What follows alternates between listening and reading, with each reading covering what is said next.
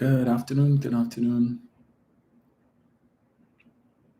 Truth Speaker 27, good afternoon to you, or Sunday to you as well.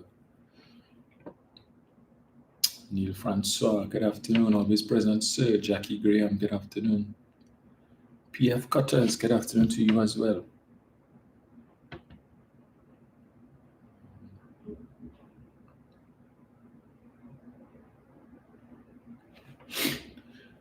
The Slimy Show, good afternoon. Gillan Jackson, hi Gillan. Cyril Meyers, Don Khan, Doreen Pear, good afternoon. Yes, it's been Doreen. Good afternoon. Teronda Alcantara. So just jumping on. Have to be off by 2 o'clock. So, as usual, when MP duties call, everybody wants the MP to attend their event, so it's about managing. Christopher Coffey, good afternoon. Kathy Ann Best. Arlene Lewis, Carol Boyce, John 123, GH Marshall, good afternoon to all of you. Cheryl Seeley, good afternoon. Sarah Richards on Facebook. Gemma Alexander, good afternoon.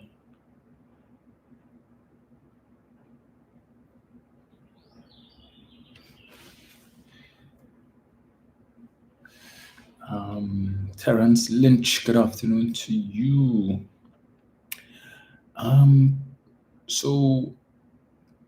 Thanks for asking, Terence. I don't know where you're located. Our office is on Tumpuna Road, corner of 2nd Street and Tumpuna Road. If you want to visit there, or I can make arrangements with my field officer to meet you if you would so like. Yeah, so let me know. We have a constituency account, but unfortunately we can't put any donations in the account because that account is strictly for Parliament subvention. So you can let me know which option is best for you. As I said, the office is on corner of 2nd Street and Tumpuna Road in Arima. Priscilla Holder, Patti Kutu, Sabrina Bryce, good afternoon. Mr. Sydney. Sabrina, you can message me anytime and let me know.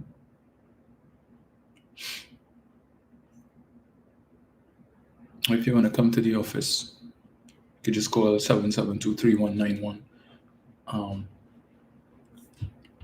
And just let my assistant know, and she will book an appointment for you to see me. Carol Boyce is saying we are living with a government that is now behaving like a new set of criminals. Jennifer Nicholas, good afternoon. Leon Joseph, all the way from Tuku, good afternoon, sir. I feel like I make a Tuku run one of these days. Lisbon Campbell, Althea, JG Wall, Jovan de Freitas, Sharon Humphrey, good afternoon. Belated birthday greetings to you, Sharon. Miriam Castellano, good afternoon. Carol Myers, my good friend. Carol has really been a trooper, organizing hampers and so on and back to school supplies to assist, and it certainly has been appreciated. In fact, as soon as hampers come to the office, it's practically gone. Particularly this week gone there, almost every parent who came in had needs beyond just school supplies. A lot of them, again, CPEP and URP workers who are looking for work and who are looking for food support as well. So thank you so much, Carol, for that, as well as all of the others who have made contributions. It is greatly appreciated, not just by myself and my staff, but all of the persons who come to the office and who call, people who reach out to me on Facebook Messenger asking for help. And I have quite a few people to respond to. So we will see what we could do this week. We still have some supplies left, so we don't want to have anything on hand, so we'll continue to give it out. Fitzroy Bailey, David McIntyre, Jenny Joseph, good afternoon. Good afternoon to His Excellency, the President of Pleasantville, Nigel O'Connor, Jamun Alemu, Julie Bowen. All right, so I said I had to jump off by 2 o'clock. So many things to talk about, I don't even have time to. Let me start with what I consider the minor things first. So we look at the continued appointment of state boards, and the wife of, just as in 2010 to 2015, the wife of the then Speaker, who is now the President of the Senate, Wade Mark. Once again, his wife has been appointed to chair a board. So Sushilam Ramkisoon Mark is the new chairman or chairperson of Evolving Technologies and Enterprise Development Company Limited, ETEC. Ramkisoon Mark is the wife of the Senate President, Wade Mark, under the previous UNC administration, and Ramkisoon Mark was in 2012 appointed chairperson of TNTech. The Ministry of Trade, Investment and Tourism named the new ETEC board in a media release on Friday, and the new board members will serve a 2-year term. Right, so we have, aside from the wife of the Minister of Energy, Rudal Munilal, Ms. Natasha Munilal, serving as vice chairman or deputy chairman of one of the RAJs, and we would have also read the wife of Ernesto Kiza, as well as the wife of who is the Member of Parliament for Point Fortin, and the wife of Mr. Clyde Elder, also on state boards as well. Right, so it continues, and the very things that the supporters of the UNC cried about, and it wasn't as prevalent. They told us about Newman George, who is the husband of former Speaker Bridget Anizet George, who was on a couple of boards. The wives under the last administration, none of the wives of any minister was on any state board. But they made a big thing about that, right? No, they couldn't stop talking about it. But they're silent on these appointments. And when you point it out to them, they say, but they want to go as far back to tell you what Patrick Manning had put Hazel Manning as Minister of Education. If you all had an issue with that, okay, and you had an issue with Mr. George, then you should have an issue with ministers' wives now being appointed to boards. Or you don't know if the husbands of any of the female ministers have been appointed. There's a lot of boards yet still to be appointed, more than 4 months later. We do recall between 2010 to 2015, it took them as much as in excess of a year to find people to populate state boards. The board that I would have resigned from since the 28th of April, the National Trust, is yet without a new board. Despite the calls of resign. All PNM people must resign and go. Okay. And now a lot of these boards are in limbo. The work of the institutions, the enterprises, the entities is being stymied because of the lack of a board, lack of a quorum to be able to hold board meetings to make decisions. And I can tell you that the National Trust had a lot of work that was being done with respect to Nelson Island. A lot of work taking place down in Nelson Island. For those of you who've never been, you should consider taking a trip. The Trust has a lot of tours that they do. The Western Isle store, and there's also the tour where you could go down to Nelson Island. Work was being done on Banwari Trace in Oropouche West, where they would have found some time ago what was considered to be one of the oldest skeletons found, over 5,000 years old, referred to as Banwari Man. So I know we were doing a benab there, putting things in place to have that established as not just a heritage site, but as a tourism site as well. So all of these things, a lot of things happening as well. Millefleur, which is the headquarters of National Trust, and which has been earning its keep. The Heritage House, the Millefleur building itself, with the offices behind in the Mews, but the Heritage House itself is often rented out for events like corporate events, weddings, anniversary parties, birthday parties, photo shoots. Some carnival bands have also used it, have also rented it to distribute costumes. And you've had entities like B-Mobile use it for ads and all of that. So it's been making money. Unlike what would have happened between 2010 to 2015, when it was on the verge of collapse. Nothing was done. You all would recall it was boarded up, continued to deteriorate, such that when the last administration came in 2015, there was consideration to demolish it and build a replica. However, the government then had the foresight to bring in restoration specialists from Cuba who were able to save the building, and today it's still standing and earning its keep. We see that the Whitehall, which is the office of the Prime Minister, which we were told was in an unusable state. Hence the reason the current Prime Minister, has not used it as her office, as was done by her predecessors, simply because of some issues in the basement side. I think they told us that the staff couldn't work there and all of that. They said the same thing about the Diplomatic Center and Prime Minister's residence, which they were able to bring up to scratch in the shortest time to facilitate the visit of Indian Prime Minister Narendra Modi. And since then, cabinet meetings are now held at the Diplomatic Center. They were able to do over the media room, do over a lot. They told us it would cost $5 million. Where that money came from, we don't know, because that expenditure was not presented to the Parliament for approval during the mid-year review. But they would have found the money and were able to do the work. When they came in, the restoration work was being done on Whitehall. Udicott was in the middle of doing the restoration work in that basement area as well. In fact, monies had been allocated in the last budget for that. Remember the 50 million that they said was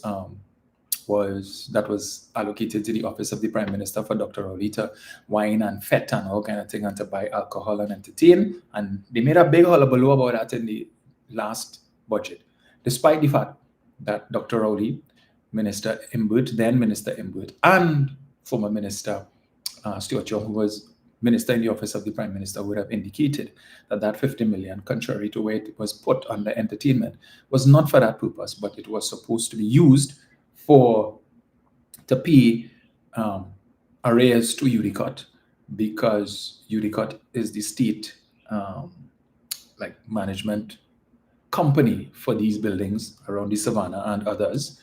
I can tell you, Millefleur, whenever we had major infrastructural issues, we would contact Udicott. So, for instance, the roof, when the leaves from the Rumor, there's some big trees, the big White House next to Millefleur, when those leaves would fall from those trees, would fall in the gutter and cause the water to back up and impact the roof and the ceiling, we would have to call in Udicott, and they would come and do the necessary repairs and so on, the shingle tiles on the mews, which again, because of that issue with backing up of water in the guttering and so on, would have affected the tiles. So some of the tiles, the slate tiles, would have come off, and Udicott would come and fix those things at their expense, to be refunded by Office of the Prime Minister. So it wasn't for entertainment purposes. So we were told that part of that 50 million was to complete those restoration or remedial work that was being done at the Whitehall, not despite the fact that it was also being occupied by the then Prime Minister. Nothing was wrong with it. While this current administration has found the money, the time, the resources to be able to restore the Diplomatic Center, to facilitate cabinet meetings, to hold various events. We saw the Diplomatic Center hosted this event that B-Mobile had the other day, where 600 young persons were selected as apprentices for 3 weeks to work in various different aspects of the company, at a cost of $3,500 per person for 3 weeks, which is more than what a CPEP worker makes in a month. But for 3 weeks, these young persons, good for them, right? I'm sure the money I would like to think the money was put to good use. How the 600 persons were selected, I don't know. I did see some posts going around on Facebook, supposedly, allegedly, email or some text or some correspondence that was sent out supposedly by the Minister of Public Utilities, Barry Padara, to elected members of Parliament, requesting that they send 10 names to him of persons from their constituency. I could tell you, my office, neither myself nor my office received any correspondence from the Minister of Public Utilities to submit any names for that program. None. And I can tell you there are young people in my constituency who would have been happy for that opportunity. So I don't know if that was sent specifically to UNC elected members of parliament, but none of the PNM members of parliament elected received any such correspondence to submit any names for those 600 persons who were chosen for that program. How they were chosen, I don't know, but suffice it to say, we're not surprised. But I was making the point that to date, Whitehall remains unoccupied. I have not seen, I pass there frequently, almost on a daily basis. I pass around the savannah there, and I have not seen any work crews in the yard, any equipment or anything to suggest that any work is taking place. And I'm saying if they could have moved with such due dispatch to renovate and to do remedial works on the diplomatic center and prime minister's residence, they could have been working simultaneously at the office of the prime minister, because the work was already underway. And from my discussions with former Prime Minister Stuart Young, it wasn't that significant and it was well advanced. But yet still, that has not been given priority. The Prime Minister continues to work from home some 4 months later. And I think if she was genuinely interested in working from the official office of the Prime Minister, which is Whitehall, she would have been there and they would have completed those renovation works. Jolene John would have made sure that it was done in record time. So it is clear the Prime Minister has no interest whatsoever in working from Port of Spain. We see her once a week. Well, we used to see her once a week at the post-cabinet press briefing. Now, for the last couple of weeks, every Thursday, conveniently, the Prime Minister uses the time that she should be in the post-cabinet press briefing, giving answers to issues, the many issues taking place in the country. She now uses that time to receive guests who come bearing gifts. So she would have received a contingent from the national football team who came to present her with a football jersey. Then she received a team from TKR who also came to present her with a jersey. Kamala won, right? So that has been her routine for the last couple of weeks. Every Tuesday after cabinet meeting, receive a team who come in to bring her some jersey or coming to genuflect and POB some star.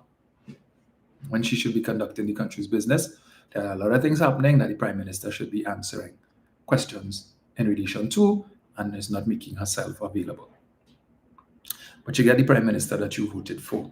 So I sincerely hope that we're not going to see Whitehall fall into the state of disrepair that they allowed it to fall into between 2010 to 2015, where it looked really, really terrible. Passing around the savannah, you were seeing rafters and it looked terrible. It was overrun by pigeons and all of that. Horrible state.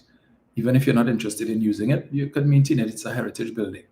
I know Dr. Rowley and the former administration had the intention of using, of designating that entire area from Queen's Royal College, go all the way around to the St. Anne's roundabout there by President's House as a heritage area, right? Or heritage district, as the correct term. I recall the former charge d'affaires of the U.S. Embassy.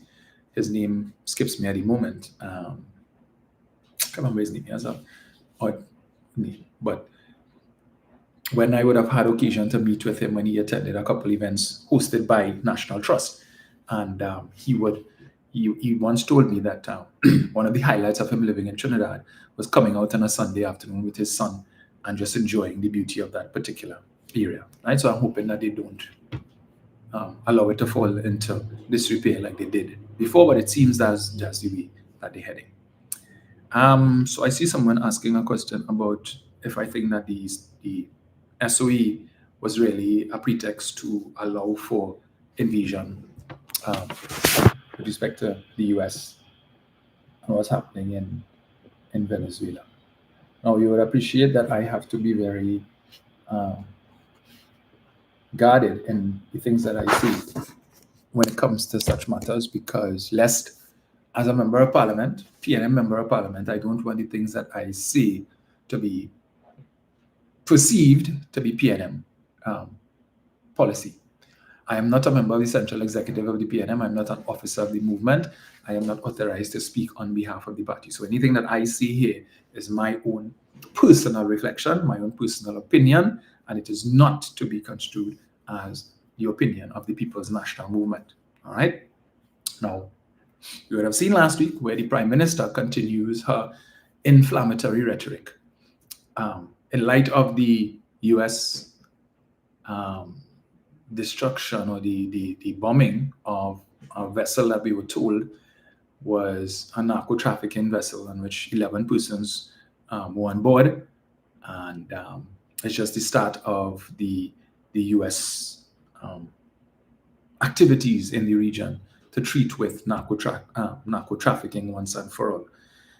The US Secretary of State, Marco Rubio, during an interview a couple of days ago, indicated that they are not interested in interdiction and apprehension, right? Because when you do that, it sends you a wrong message, and the days for that are over. So now if we bomb them, then they're not going to take the chance of trying to engage in trafficking and so on, because of the fear that they may end up facing similar circumstances, right? But if it is that you board them and you recover the drugs and you arrest and charge and incarcerate, then that's not really as effective as you kill them and get rid of them once and for all. So that's 11 less that you have to worry about. Of course, persons are questioning really and truly if it was a drug boat. Persons are saying it is not really the practice of drug runners to have so many people on a vessel that is transporting drugs, because what these narco traffickers do is that they try to utilize as much as the boat space for cargo, not to be utilized by humans. All right, so it's up in the air whether or not. I don't know. I wasn't there. We could only go by what was said. We saw a body wash up in, was it Kumana, I think, somewhere there yesterday. Based on what was reported, is that the body is that of a male and it shows signs of burns, and so they suggest that perhaps that may have been one of the persons who was on that vessel when it was destroyed. So the Prime Minister is saying, kill them violently. She's advocating that. It's surprising hearing such utterances coming from the Prime Minister, who is an attorney at law, who is a senior counsel at that, and who, as an attorney at law, would have taken an oath, really. So one questions if she still holds fast to the tenets of due process, innocent until proven guilty. It doesn't seem so, because she is not, it doesn't seem that she's interested in due process, apprehension, interdiction, incarceration, prosecution, and those things. Kill them violently. This is the same woman who, when she was leader of the opposition, when the Trinidad and Tobago Coast Guard would have opened fire on an unidentified Venezuelan vessel and a young child lost his life, she was quick out the block, in the absence of an investigation, to label the Coast Guard officers as murderers. Her words, murderers. Today, she is advocating something similar. But I guess persons who carry out such actions are no longer, right? But they are doing human service in terms of treating with drug trafficking and gun running and the like. Okay, yesterday was yesterday and today is today. This is the same woman when she was Prime Minister in her first iteration as Prime Minister, 2010 to 2015, used terms like release the dogs of war, give no quarter, which means show no mercy. She told that to the police when she was commissioning the Piaco police station.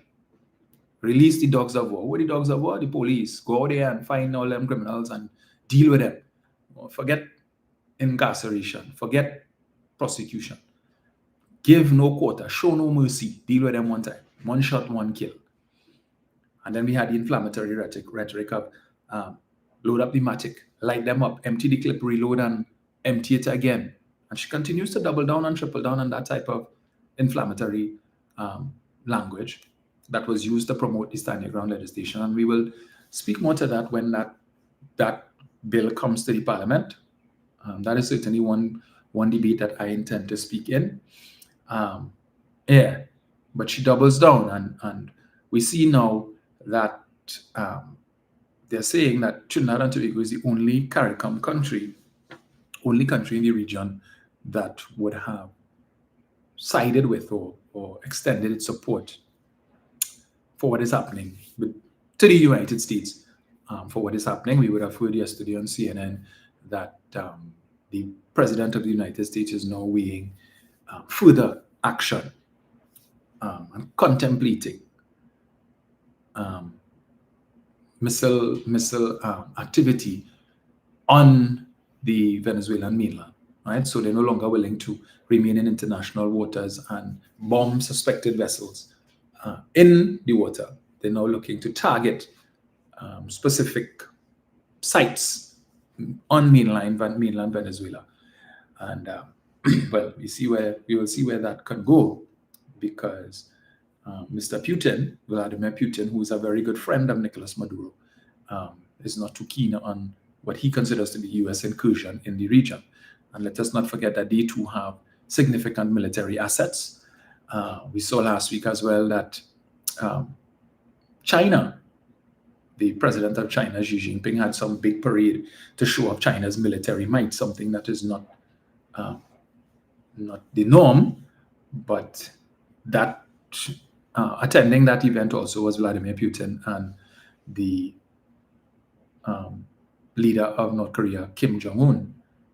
So China is also flexing its muscle to say, yes, we are an economic power, and while we've always fought our wars through economics, don't underestimate us. We have a significant army and significant military assets as well. We prefer peace, but hey, if push comes to shove and we need to do something, we can do something. All right? So don't play with us. We can do things too. So some video footage, China looking serious, very serious. Yeah. So, but we unfortunately are just 7 miles off the Venezuelan mainland. So that's not a good place to be when you have all of these global powers seeking to flex their muscle. All right? One wrong missile, one misguided missile could cause some serious damage across on this side. If you're in the wrong place at the wrong time, yeah, we ain't doing nothing, But I see all of the memes going around this, where people doing memes with the map of Trinidad and Tobago in order to let Nicolas Maduro and other entities know, okay, which areas is PNM and which areas is UNC. The areas in red, we have nothing to do with that. So when you all aiming here, yeah, please avoid those areas at all costs. So things are out there. Now, with respect to this, so we'll see how that develops, right? Mrs. Prasad Bisesa, I see, and then on that front too, as I'm on that point, we'd have seen last week where the I think it's the defense minister, the Venezuelan defense minister, I think it was, referred to Mrs. Prasad Bisesa as a drunk. And that did not sit well with our Minister of Homeland Security, Mr. Roger Alexander, who, when the question was posed to him by journalist Akash Samaru for comment, he referred to the minister as a madman, but he didn't stop there. He went on to give example and say about if he were to refer to him as a drug trafficker, or if he were to refer to him, is he a pimp? This is the language of our politicians, our ministers of government. And when I heard him say that, I threw my mind back to a comment Julie John made a couple of years ago while she was speaking at one of their public meetings, when she said, when they go low, we go below the pavement. Yes, when they go low, we go below the pavement. And that are those utterances by no less a person than the Minister of Homeland Security is an example of going below the pavement. And we know what is below the pavement, the gutter.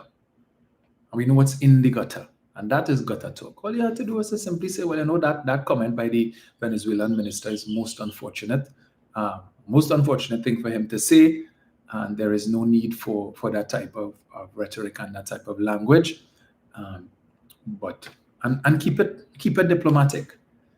But being the individual that Mr. Alexander is, knowing his background, it seems his response is his natural instinct.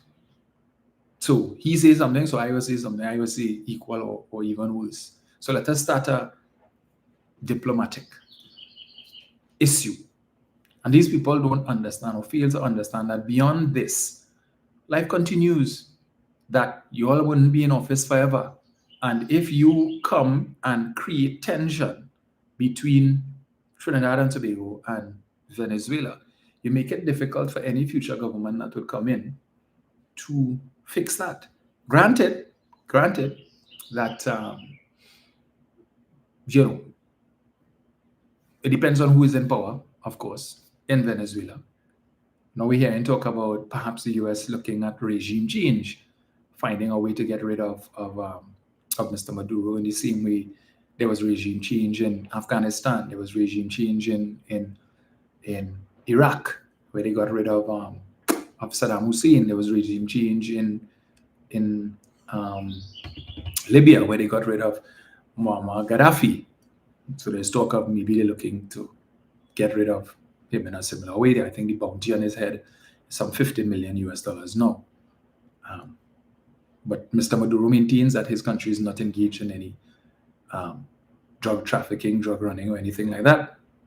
But we will see where that goes. But Mr. Alexander's comments were most unfortunate, as was the comment made by the Venezuelan defense minister. It was uncalled for. But sometimes in these situations, passions can take precedent. Anyway, let me not go there, all right? But needless to say, Mr. Alexander needs to pat it down a little bit. Eye for an eye, you don't need to do that. Let us maintain the high ground and be a little more diplomatic than using such inflammatory language. Because remember, we kind of need Venezuela more than Venezuela needs us. Because as we speak, the dragon gas is still where it is. As we speak, coquina mannequin is still where it is. As we speak, Loran Manatee is still where it is, as well as the 200 trillion cubic feet of gas in the Mariscal Sucre field is still where it is. And we must also remember that just recently, a couple months ago, I think it was, Venezuela and Russia signed an agreement for Russia to explore Venezuela's gas fields. And they know the gas is there. It has been proven. It is there. So it's not like they come in, let me try a thing and let me see and keep our fingers crossed and hope we find. No, it is there. It is proven. We were in the process of establishing infrastructure to bring the gas from Dragon Field, Coquina, Manatee, bring all that to Trinidad and Tobago to improve our fiscal position and our economic rents from the energy sector. So it is there. And this kind of inflammatory talk, 1 minute you're cussing Venezuela, and then the next minute you're telling us that the relationship with Venezuela is good. So we do it. We're seeing and hearing what is taking place and the exchange of rhetoric between the two sides. So how can you say all of that did not exist in the last 10 years?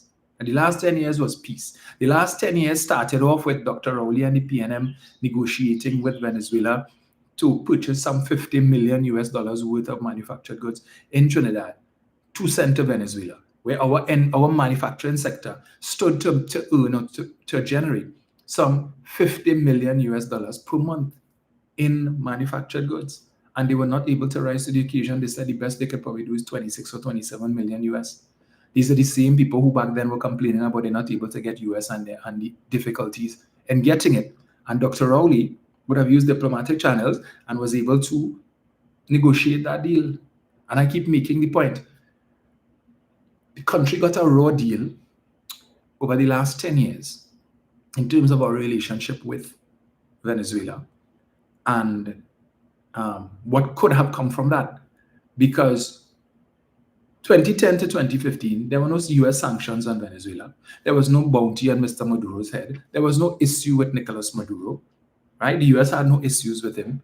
So if the People's Partnership Administration had been as diligent and had worked as hard as Cho Chong and the former People's National Movement government had done to advance Dragon, then, and even then, 2010 to 2015, you had a democratic government in place in the United States that was making overtures to try and fix relations with Venezuela.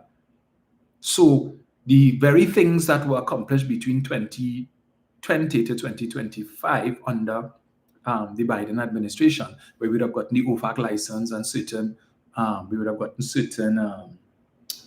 certain conveniences and so on. If they had worked as hard to accomplish the same thing, I keep making the point, Dragon gas could have been flowing since 2016, 2017, 2018. And the amount of money that we would have earned in that period, even if come 2025, Mr. Trump had come back into office and decided that, okay, he's going to put an end to that whole scenario there. Between 2018 to 2025, the amount of money that the energy sector would have earned from Dragon, from Coquina Mannequin, from Manatee, and so on, if the People's Partnership had put in as much effort to accomplish it back then, so that it would have come on stream 2015 to 2020, our public debt wouldn't be where it is, right? The country's foreign reserves wouldn't be where it is, because we would have been earning a significant sum of money back then when at one point in time energy prices were still a bit high, not oil necessarily, but gas. At one point, we would have earned money to buffer our foreign exchange reserves, and it wouldn't be where it is today, under 5 billion. I just want to point out to the supporters of the UNC who are always talking about when Kamala left in 2015, the foreign reserves was 11 billion and 13 billion and 12 billion and 10 billion. They can't decide on a figure. And Rowley and him come in and watch where it is today. Well, I will let you know that when Rowley and the PNM left office on April 28th, the country's foreign reserves was over 5 billion. Today it is under 5 billion. And as it continues to drop, I'm going to ask the question, are we going to hear from you all? When Rowley and them leave, it was 5 and 6, and now under Kamala, it dropped? No, they're not going to say that. They're not. So they only know it dropping. Kamala left it so high, and it's because of Rowley it dropped. But it was about 11, just around 11, but not even 11, just a little over 10 billion. When based on central bank data, when Prasad Bisasa left office in 2015. And of that 10.5 or so, about 9.1 of that is what she inherited from the Patrick Manning administration. When she came in May of 2010, it was just over 9 billion. And she left it at just over 10 billion. So in her 5 years as Prime Minister, while she enjoyed the highest energy revenues in the country's history, according to her and her administration, they just added just over about $1 billion to what they inherited from Patrick Manning. So when you all want to talk about what it was when Kamala left office, understand that the majority of that was because of the Manning administration, not because of anything that the Prasad Bisasa administration did. And they had the capacity to put even more, to add even more to that, having had the highest energy revenues in the country's history. But instead, they chose to waste it and engage in squandermania on a set of projects that made no sense, using NGC as the personal bank account to spend on things like the Beetham wastewater treatment plant, which is today still unfinished, right? Billions of dollars. NGC was funding all kind of things, using precious reserves to be able to fix mandirs and temples and all of that. All kind of things that NGC has nothing to do with. They were being used as the state executing enterprise to fund all of these misadventures. Monies that should have been going into the country's foreign reserves. So if the Manning administration could have left it at just over 9 billion, and with Prasad Bisasa boasting of the highest energy revenues in the country's history during her first incarnation as Prime Minister, she should have at least added maybe $2 or $3 billion to that. And had she done so and maybe left it at really 13 or 14, we wouldn't be under 5 today. Right? We wouldn't be under 5. And if her government, her Minister of Energy, had done 1/4 of the work that Stuart Chung had done in his 4 years, as I said before, gas would have been flowing from Dragon and Manatee since 2017, 2018. And maybe, just maybe, if that money was coming in, it could have been used to perhaps buffer Petrotrin. And so the government would not have had to take the hard decision to shut down the refinery, the loss-making refinery, which is something that supporters of the UNC just can't seem to understand, because they're looking for data all over the place that supports something else. And whenever I discuss that, I always reference that presentation that Kevin Ramnarine would have made to the Senate in December of 2014, entitled Time to Build Up, Not Tear Down Petrotrin. And you can just go and Google it and read it, where in that presentation that he made to the Senate, he spoke about Petrotrin losing money.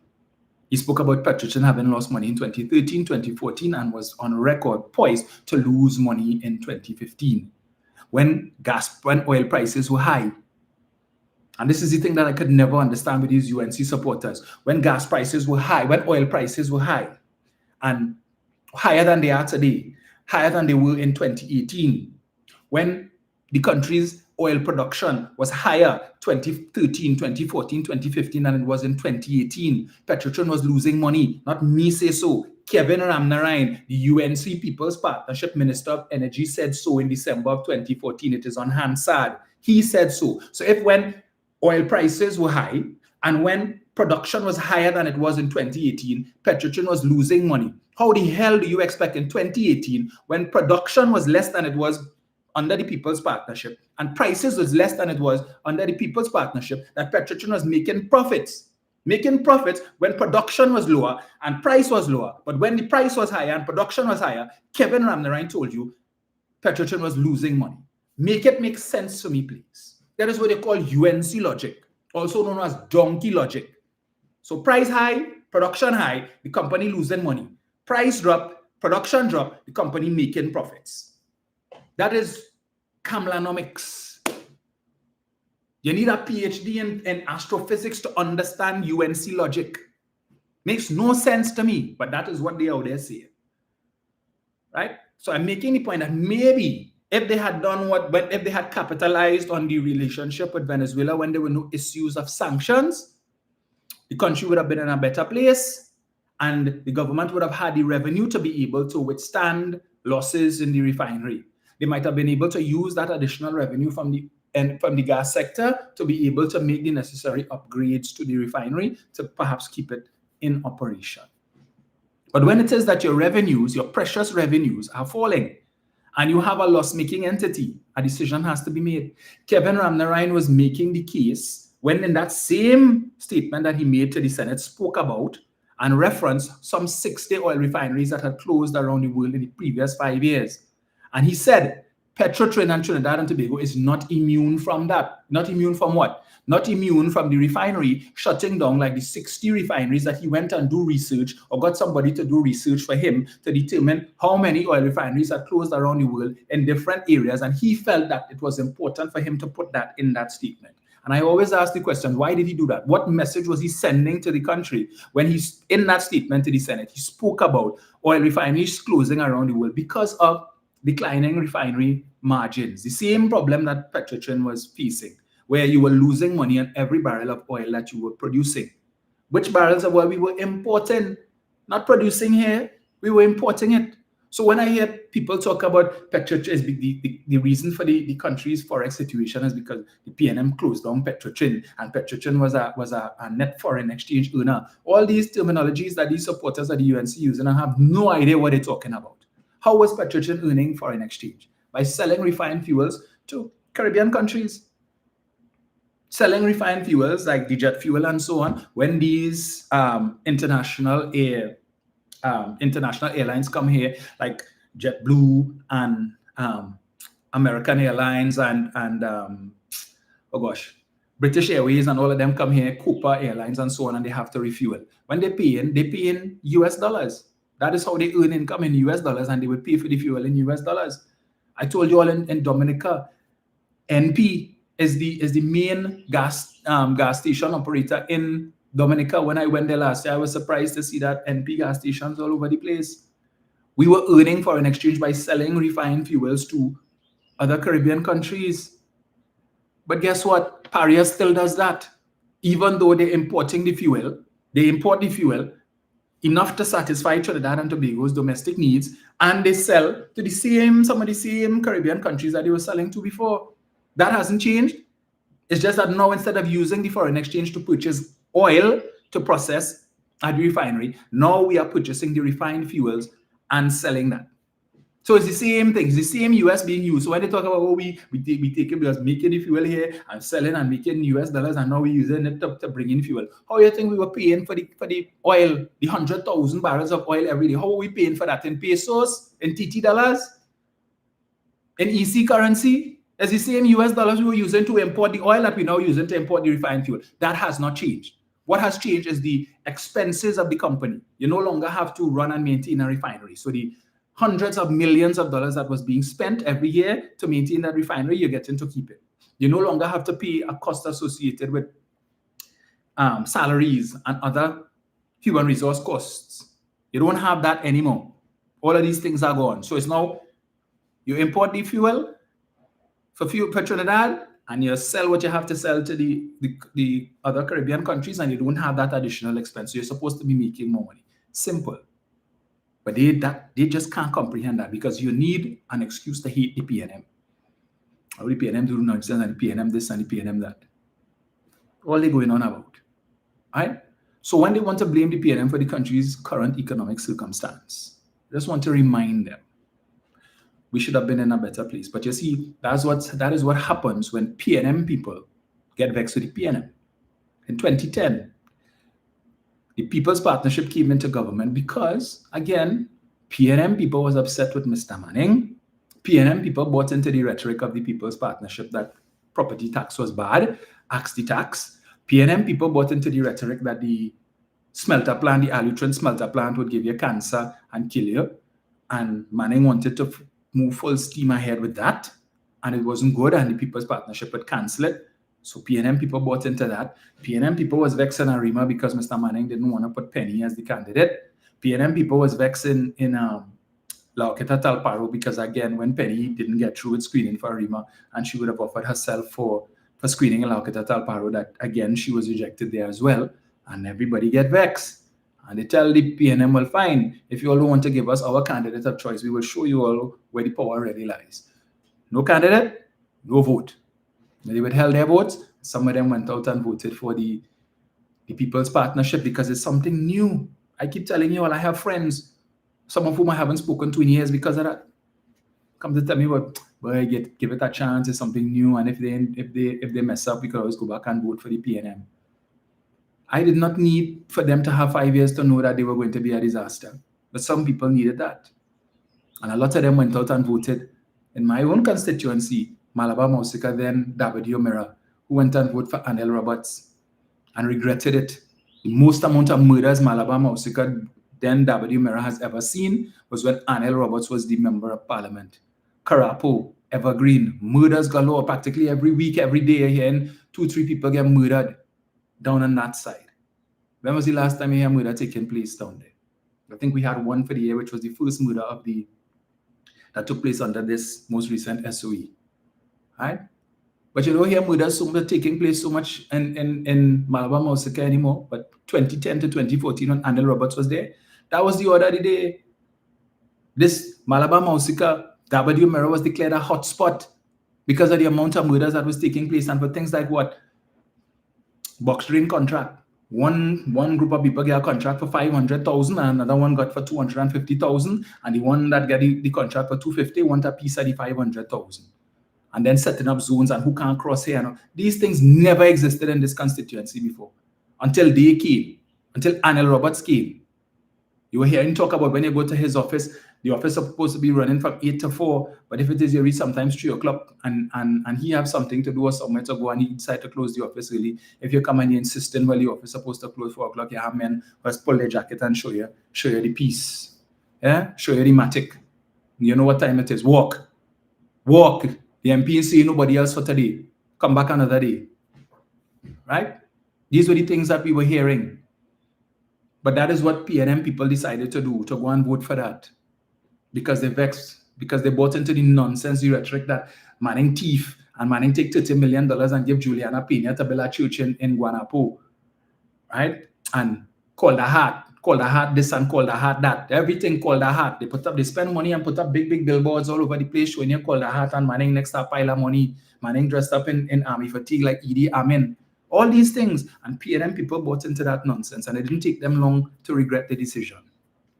And so that misadventure between 2010 to 2015, we are still paying the price for it today. Right? For the last 10 years, monies that should have been spent for the betterment of the citizens of Trinidad and Tobago had to be spent on servicing loans that were taken by the People's Partnership. Loan to build the Cuba Children Hospital, loans to build the National Aquatic Center, loans to build the cycling velodrome, loans to build the racket center, everything. They took loans from the Chinese to build. But yet still were boasting the highest energy revenues in the country's history. But look what they use the energy revenues to do. 7 billion from the treasury for the highway to Point 14. Take billions from NGC, hundreds of millions of NGC bank account to pay for the Beetham wastewater treatment plant, when those money should have gone into the very things that we are still paying loans for today. Yes, the loan that they took from China for the Cuba Children's Hospital, payments on that loan started in 2018. 2018, who was in government in 2018? Who had to find the money to pay those loan installments from 2018 onward till 2025 and probably still going? The People's National Movement. The 7 billion that they took from the treasury to say they're going and finish the highway to Point 14, that 7 billion could have built the Cuba Hospital. No loan. The Aquatic Center, no loan. The cycling velodrome, no loan. The racket center, no loan. And several other projects that they took loans for, right? And therefore, instead of having to find money every month to make those loan payments, Mr. Inwood could have used that for other things. Then he could have sustained or maintained the subsidies for a little longer, because he would have had wiggle room in terms of his finances, money that being used to pay loan installments on loans that the People's Partnership took. He could have then had that money to pay for other things and could have said, well, all right, we don't need to increase the price of gas once, twice, 3 times, because we have the fiscal space to be able to allow that. But it's because he didn't have the fiscal space, because of the misadventures of that administration and things that they had to pay for that were undertaken by them, they found themselves in that situation. But again, UNC supporters don't want to hear that. You could tell them how many different ways. It just doesn't resonate with them. It doesn't resonate.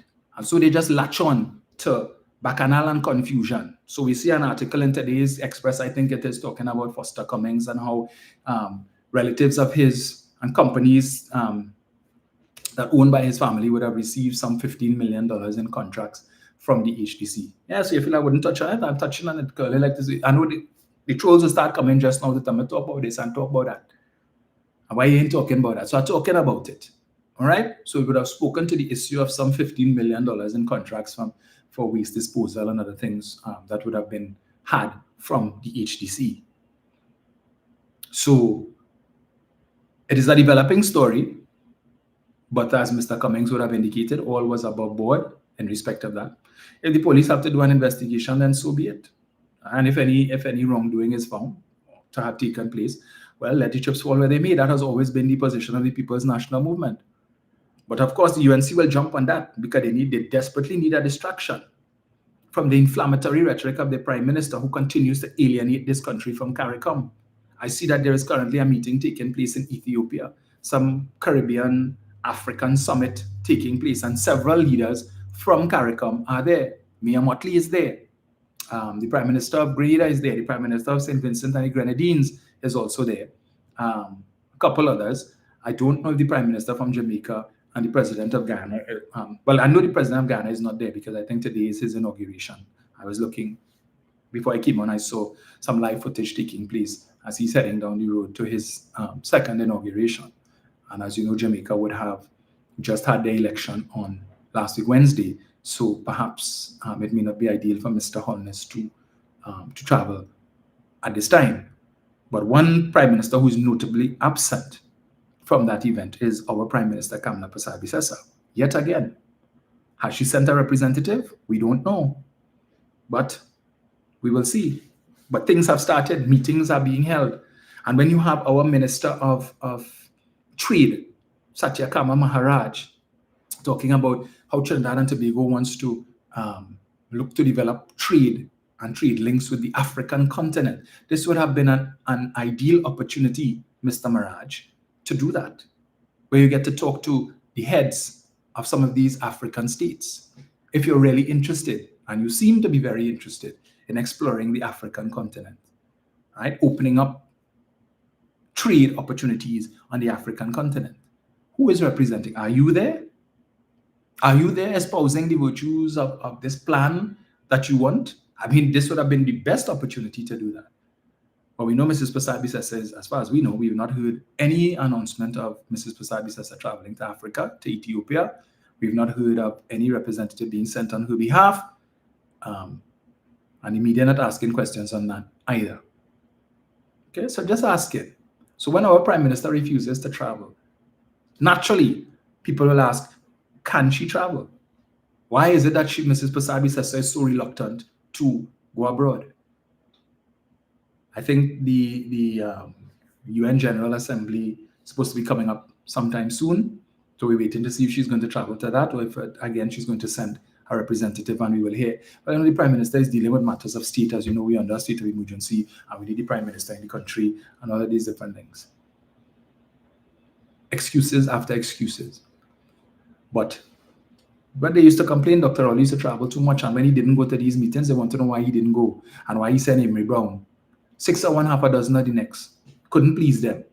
He travel is an issue. He don't travel is an issue. But the same people who had a problem with him missing certain meetings when he didn't go to the UN General Assembly and he sent Emery Brown, who had a problem with that. Let's see if these same people will have a problem with Mrs. Pasabisa if she doesn't go.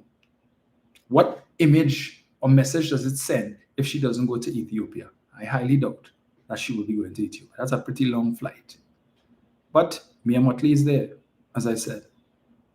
Deacon Mitchell is there. Ralph Gonzalez is there. I think Gaston Brown of Antigua and Barbuda, he is also there. They are interested in exploring opportunities for their countries, their respective countries, to trade with Africa. Right? But remember, when you talk Africa and government affiliation, the first thing UNC supporters will jump up and talk about Rowley and the yam seeds from Ghana. When we get in the yam seeds, well, the yam seeds came. They came and they were distributed to several of the agricultural projects that were had under what was then the Ministry of Youth Development and National Service. Remember the Youth and Agriculture Homestead Program, the Shade House Program, and others. The yam seeds were distributed to a lot of these programs, and some farmers would have gotten as well.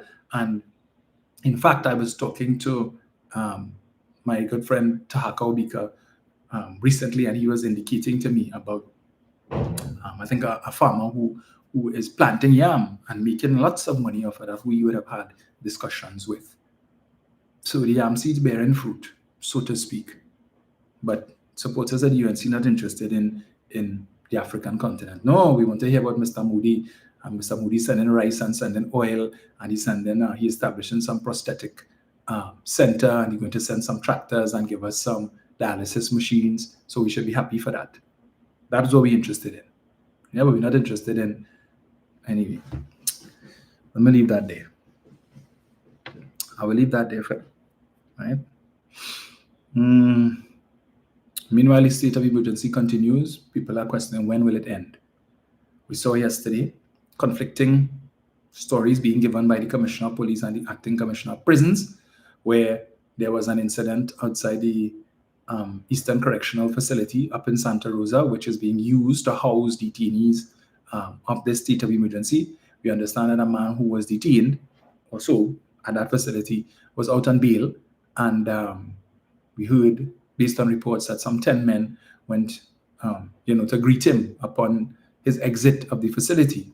That, according to the Commissioner of Police, they received intelligence which claimed that these men were part of a plot to harm prison officers, and they acted on that intelligence. You would have contacted DCP Suzette Martin, who I believe is under investigation with respect to the Brent Thomas matter, and they were able to put together a sting operation, and they apprehended these 10 men who were found to be in possession of a stolen aqua and a handgun. So 10 men came to harm prison officers at a prison facility.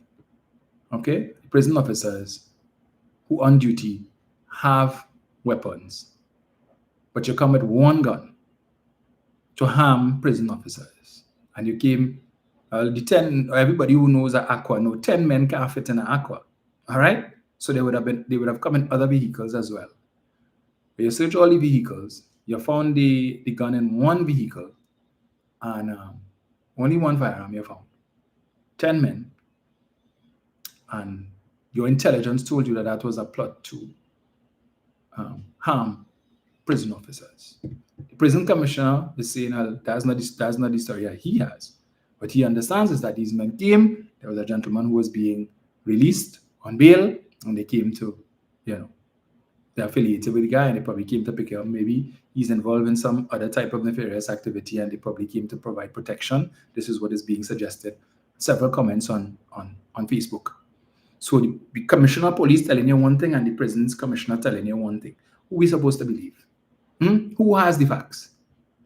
But then, as has become the norm, we have the commissioner coming with all this kind of what I consider to be chat, GPT, rhetoric, talking about borrowed bravado and all this kind of thing.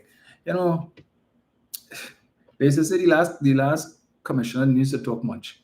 But we see there was merit and value in that. Maybe this current commissioner should adopt something similar. Yeah?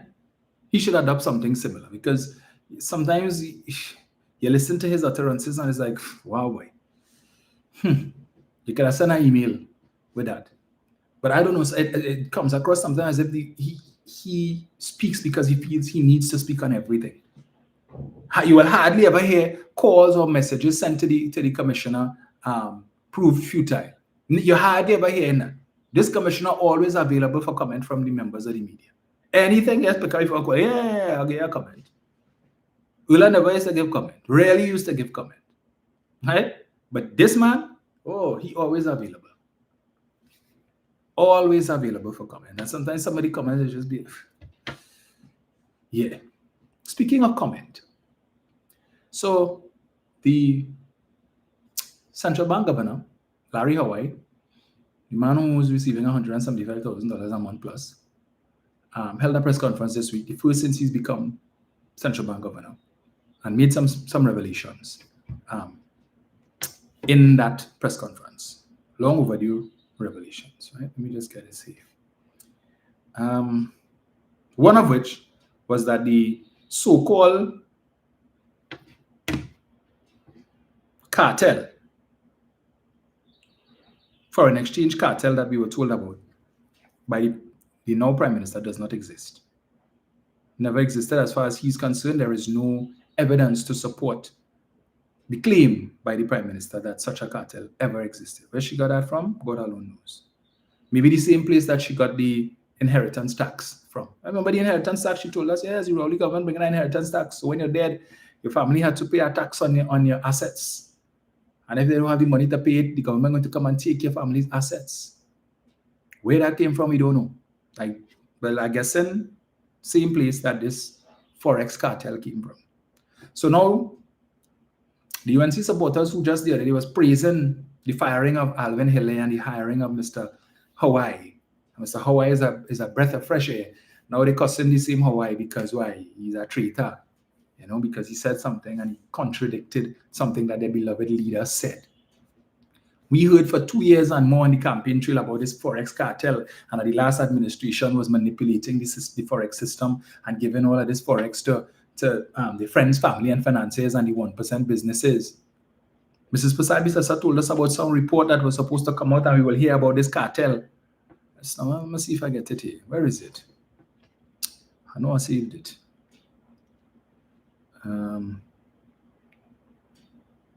Just now. And as I come up on this, let me play this one. It's another topic here. So Venezuela's Justice Minister, Diosdado Cabello, he called Prime Minister Kamala Persad-Bissessar a drunk. What? A drunk. Okay. And we'd like to get your response to that. I'll call him a madman.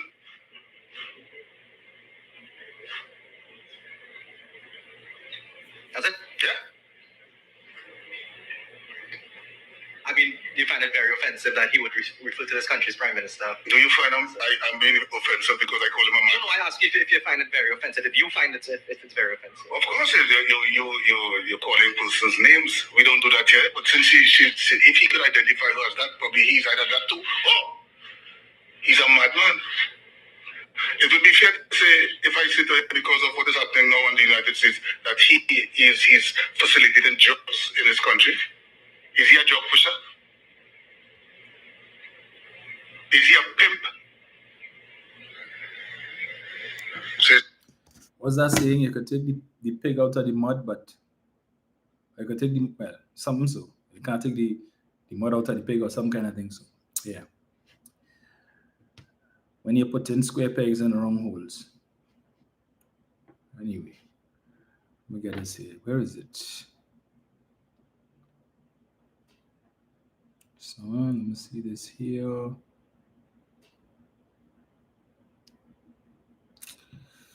Where is this thing, way?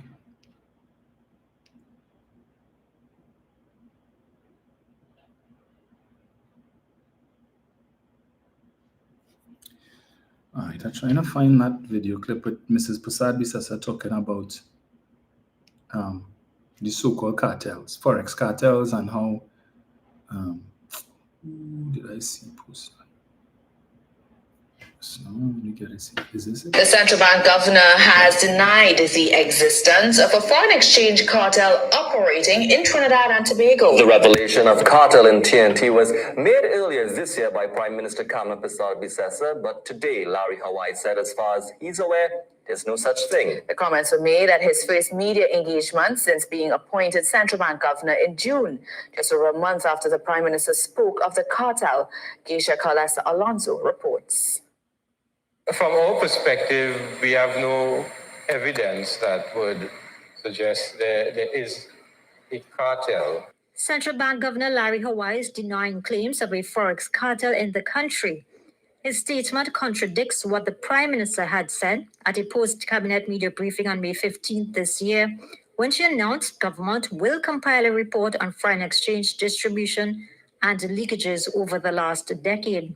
This report, as I say, we made public to identify the main users, the main facilitators of this unfair distribution, and explain to the public how this entire Forex distribution cartel and conspiracy between certain operatives and businesses were functioning. When contacted on the governor's remarks, Prime Minister Kamla Prasad Bisasa referred us to Finance Minister Dave Tanku. We await his response. She was the one who said it. She said it, right? That it had a cartel. And it's not, that was the 15th of May wasn't the first time she said that. She said it many times on the election campaign trail and repeated it then. You heard it just now. Where is this report? This since the 15th of May to June to July to August. We're now in September. Just about a week away from 4 months since she made that statement. Where is this report that is supposed to tell us about how the last administration was engaging in Forex cartel business and giving the Forex to their selected friends, family, and financiers? Where is it? 4 months later, just as when the cabinet was sworn in on the 3rd of May and members of government were being interviewed by the media, Mrs. Prasad Bisasa indicated that she had instructed Mr. Tanku as Minister of Finance to produce a report telling us about the state of the country's finances and the state of the treasury. And she's hoping that by Monday we would get that report. Mr. Tanku, when he was contacted, said it would take about a week to generate that report. This was the first week in May. We are now in September, second week. Where is that report telling us about the state of the country's finances and the state of the treasury? Where is it? Where is it? We're still waiting. Just as the public servants still waiting on the 10% that they were promised. Just as the families of the divers still waiting on the $1 million. We heard this week, well, you know, again, the story come up, Nairi Afonso, who is the chairman of PARIA, saying, well, you know, because of certain legal challenges and certain legal issues, we have to treat with that. When the PNM was saying that, Kamla didn't want to hear that. Munilal didn't want to hear that. UNC supporters didn't want to hear that. No, they just don't want to pay because PARIA this and PARIA that and don't want to pay the diver and they don't care, but we will never forget and families suffering and the government wicked. Kamla said, put me in office and I will ensure that you are compensated. Over 4 months now, not a dime, near a penny, near a farthing of compensation.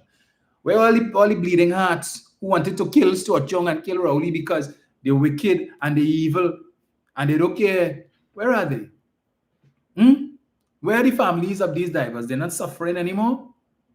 They're not struggling to make ends meet. They're not concerned about compensation anymore. It's okay. They're prepared to wait. They've developed the patience of Job. Because we haven't been hearing from them in the last 4 months. All the people who used to be putting up posts on social media about we will remember and we will never forget. And all these banners with the divers just before they went into the water and so on. Where are they? How come you all are not breathing down this government's throat? They promised that was a campaign promise. They fulfill other promises. They said they were going to repeal the TTRA. They have done that. They talk about Children's Life Fund. They have done that. They said they're going to bring stand your ground legislation. They're in the process of doing that. So what about that promise? They were so concerned about the economic well-being of the families of the divers. Where the money? And they ain't talking about it. And the supporters of the UNC ain't talking about it either. Not pushing that on social media. No, that's not an issue. It's a non-issue now. Stuart Young offered to get them $1 million. Yeah, we hear that. They're just trying to use that to buy votes. I sympathy money. They want that. Well, okay, I bet they'll be happy to get $1 million now, right? How long these legal matters going to take? PNM was telling all that, but they were willing to make a concession. All they didn't want that. No. Where are you today? All the hypocritical bleeding hearts. Nowhere around. Okay. So coming back to Mr. Hawaii. So as you heard there is no Forex cartel. Never existed. He also indicated that he intends to increase interest rates. I spoke about that last time. And I told you all, that was in the UNC's manifesto for 2020. Specific words, the same manifesto that you can't find now, right? Clearly said, a new UNC government will instruct the central bank to increase deposit rates at the commercial banks, right? Because the banks taking advantage of the people and so on. And I told you all what the consequences of such actions would be. Because banks pay interest based on revenue, right? Based on the money that they earn from loans, based on the money that they earn from service fees and the other things that they charge for, but primarily loans. And if you oblige the commercial banks to increase the interest that they pay in on deposits, then what is going to happen? The bank is going to have to find a way to generate this additional revenue to be able to pay these increased interest rates on your deposits. And how are they going to do that? They will have to increase the lending rate so they could make more money off of the loans so that they could pay this increased interest rate on deposits and still make enough money to pay a decent return or to pay decent dividends to their shareholders who are their main concerns. I told you all that before Mr. Hawaii made this announcement. So you're going to see increases once he does it. He says it's not going to happen at the end of this month, but it's coming. Okay, because you know, Mr. Hawaii, when he was Minister of Finance, he would make certain statements, and of course, you have to consult with the business community first, right? And to hear their views on it, and if they give the okay. Because when he had announced in the budget of 2013 that they had planned to bring back property tax, and they were going to start with the business community first and then proceed from there over a 4-year period from 2013 to 2017. And then we heard about a week later, after having had consultations with the business community, he has come to the decision, or the government came to the decision, that now is not the best time to implement property tax. But he has indicated that was a promise in the 2020 manifesto. So, and I told you all before, so if you're planning to take a mortgage and you're operating based on current interest rates, so you're planning to buy your first car or your second car, or you're planning to take a loan for whatever, to build your house, to expand your house and so on, understand that your monthly installment is going to go up, right? As it stands, once they increase these interest rates, based on what your monthly installment would be based on those increased interest rates, you might not qualify for the loan because that payment now would be outside of your DSR. Yeah? So either you have to save some more money, make a bigger down payment, provide a little more collateral, otherwise, hard luck. Hard luck. So on the one hand, they want to tell you, and the argument is, if you increase interest rates, particularly on US dollar deposits, that would act as an incentive for everybody who store in the US outside of Trinidad and Tobago to bring it back to Trinidad because, hey, I get a higher interest rate in Trinidad. And the fact of the matter is that the majority of people who have foreign exchange outside and who bank in it outside, interest rates is not the only consideration, you know. When they bank in outside and they're building up their stores of foreign exchange in US banks, that also gives them access to credit. Because the US bank realized, hey, they have money US coming in on a regular basis into these accounts, and we could now take the chance to give these people, to extend to these people lines of credit, whether it be loans, credit cards, and the like. That's how it works, right? I can tell you, I have an account at Bank of America, and they gave me a credit card, and then just so they just increased the limit, just so, right? So it's not just about interest rates, and that is the encouragement for people to bring their money back to Trinidad. Come on. But we know where this is coming from. Since 2020, they were saying that. And now again, another campaign promise. When is it going to happen? We don't know, but it is going to increase the cost of borrowing. The other issue we need to look at, we would have heard former Minister Imbud tell us recently that the government is having difficulty in borrowing money from the local banks.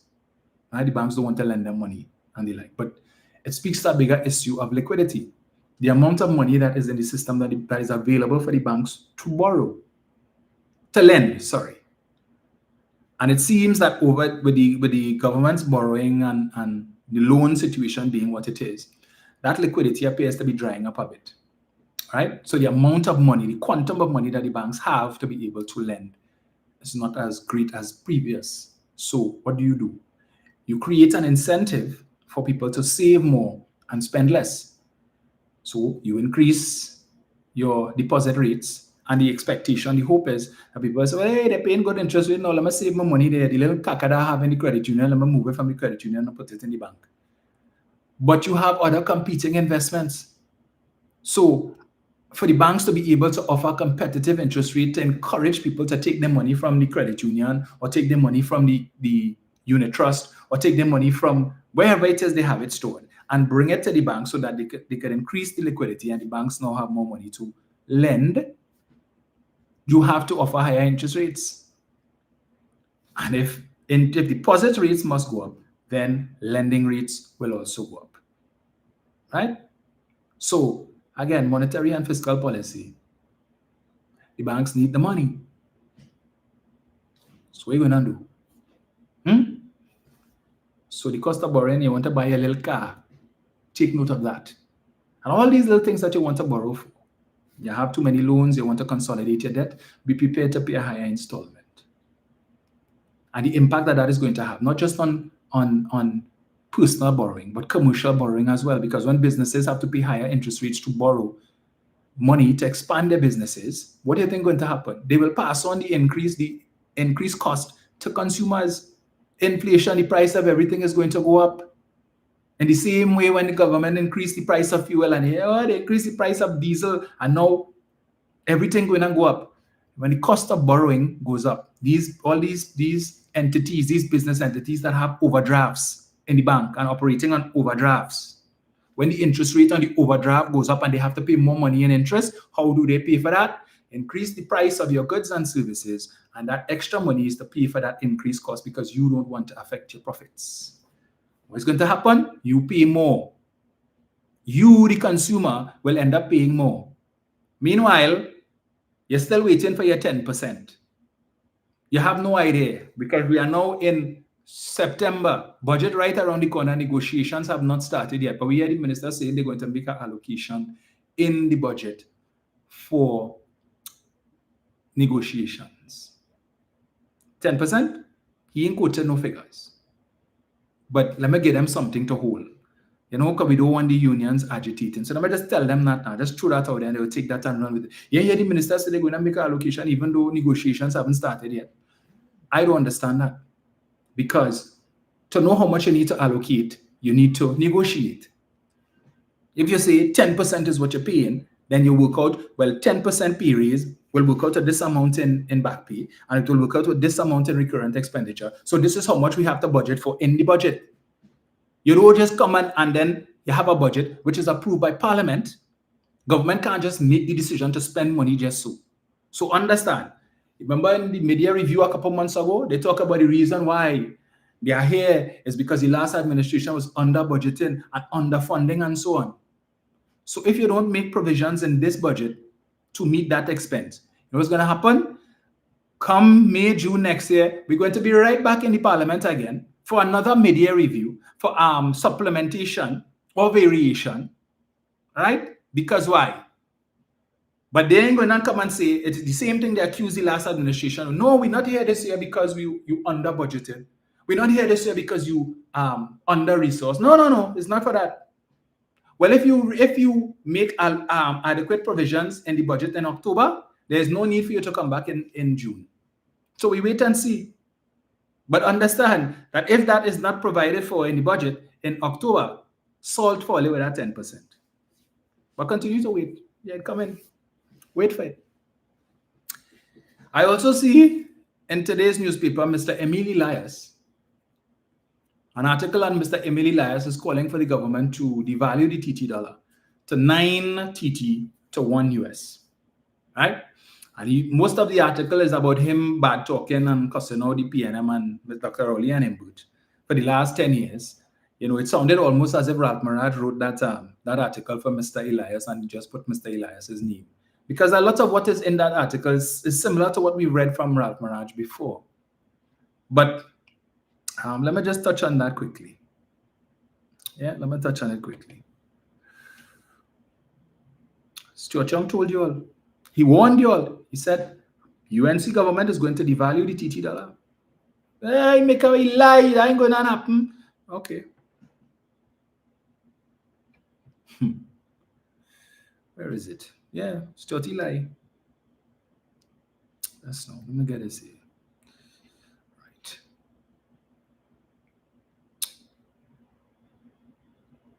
So where is it?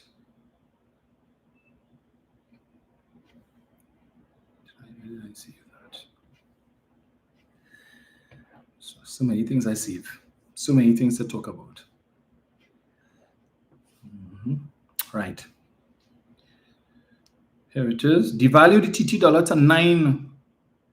Elias knocks Imbert's Forex policies.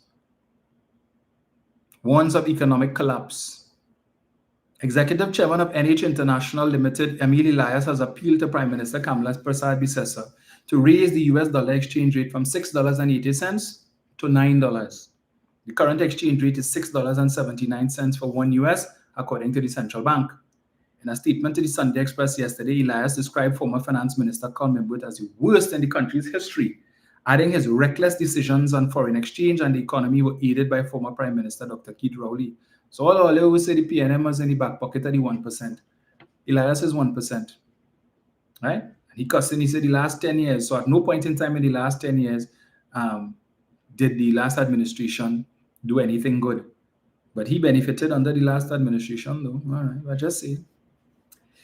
He said history had now placed responsibility on Persad-Bissessar's shoulders and suggested she empower the central bank governor to manage monetary policy, interest rates, and the exchange rates, while the finance minister focuses on fiscal matters such as the national budget and expenditure levels. If you act decisively, your legacy will be that of the leader who restored sanity to the exchange rate, eliminated the black market, rebuilt reserves, and restored Trinidad and Tobago's credibility. He added that the black market would disappear overnight, exports would rise, investment flows would increase, and demand would normalize once citizens and businesses could reliably access dollars through US dollars through the banking system at the correct price. You know what he didn't mention? That aside from exports rising and investment flows increasing, the cost of living would also increase, Mr. Elias. Inflation would also increase, Mr. Elias, because right now, our food import bill is just over 7 billion, Mr. Elias. A lot of what we eat is imported. A lot of what we use, Mr. Elias, is imported. So right now, to import, if you need to purchase US to be able to import stuff, you pay $6.79 for 1 US, Mr. Elias. But if it increases to 9 to 1, Mr. Elias, it means that these businessmen now have to put out, Mr. Elias, an additional $2.21 per US dollar that they purchase, which is going to impact their profits. And how do you counter that, Mr. Elias? You raise the prices of everything that you import so that the consumer picks up the increase. And the businessman's profits does not diminish. Because anybody who goes into business to make profit. They're not about being philanthropical. So if the government takes your recommendation, it helps you as a businessman. Right? It helps you. You don't know, or probably have not don't know what it is like to go to the grocery and having to work with a calculator to make sure that you don't go over and have to face the embarrassment that you reach by the cashier. And when they tally everything, you realize that the figure on the cash register is more than what you have in your bank account or more than what you have in your handbag. And you have to put things back and people watching and sneering and You don't know that experience, Mr. Elias. All right? So, but you advocating. You mentioned everything, all the good things that would rise, but you seem to conveniently have forgotten the one bad thing or the two bad things that would rise. He added the black market would disappear overnight. How would the black market disappear, Mr. Elias? If the government increases the exchange rate to 9 TT to 1 US, what do you think is going to happen? Yeah, some people might decide to offload some of the US that they've been hoarding to take advantage of that. But once the official exchange rate becomes 9 to 1 and you maintain the status quo, what do you think is going to happen? The black market will simply say, well, it have no US in the bank for people to get at 9 to 1, so I will increase it from, right now I'm selling it 8 to 1.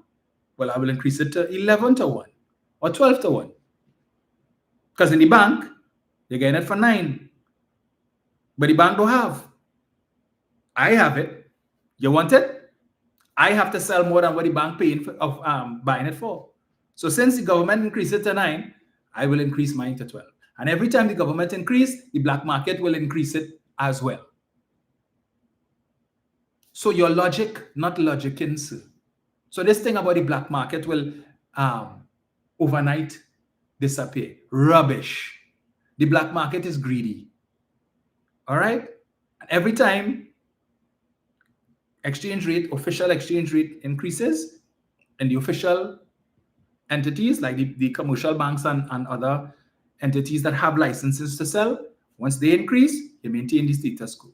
Continue to starve the official market of US, and people will still have to come to you. And once it's not available there and they come to you, you will sell it at a higher price. Take it or leave it. So the black market is just going to continue to profit more. And I keep asking the question, where does the black market get the US from? We don't print US here. Not that I know of. All right? So how the black market gets in the US and the banks not getting it? Is the black market importing the US? Can they do that? I don't think so.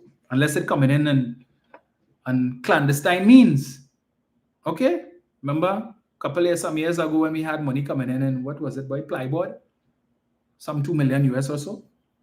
Otherwise, that I fail to see how the black market gets in the US. Unless people who have it go into the black market to sell it. How they get in it? I don't know. So is it that the black market is buying it under the guise of legitimate business and then hoarding it? To put a crunch to the situation where eventually when the country's foreign reserves reaches to the point where the government just can't sell anymore, they cannot supply the market. They have no choice but to devalue the TT dollar. And we get into that point. But you know what would have fixed that? Dragon gas. You know what would have fixed that? Lauren Manatee. Coquina mannequin. Yeah. That could have shown up the country's foreign reserves and the government would have been able to maintain. And I want to remind, anyway, let me continue. Let me continue with this. This nation cannot forget it was Col Mimbert, who as Minister of Finance was the architect of this crisis until he was sacked by Stuart Young, but he was enabled by others who are the co-owners of this destruction.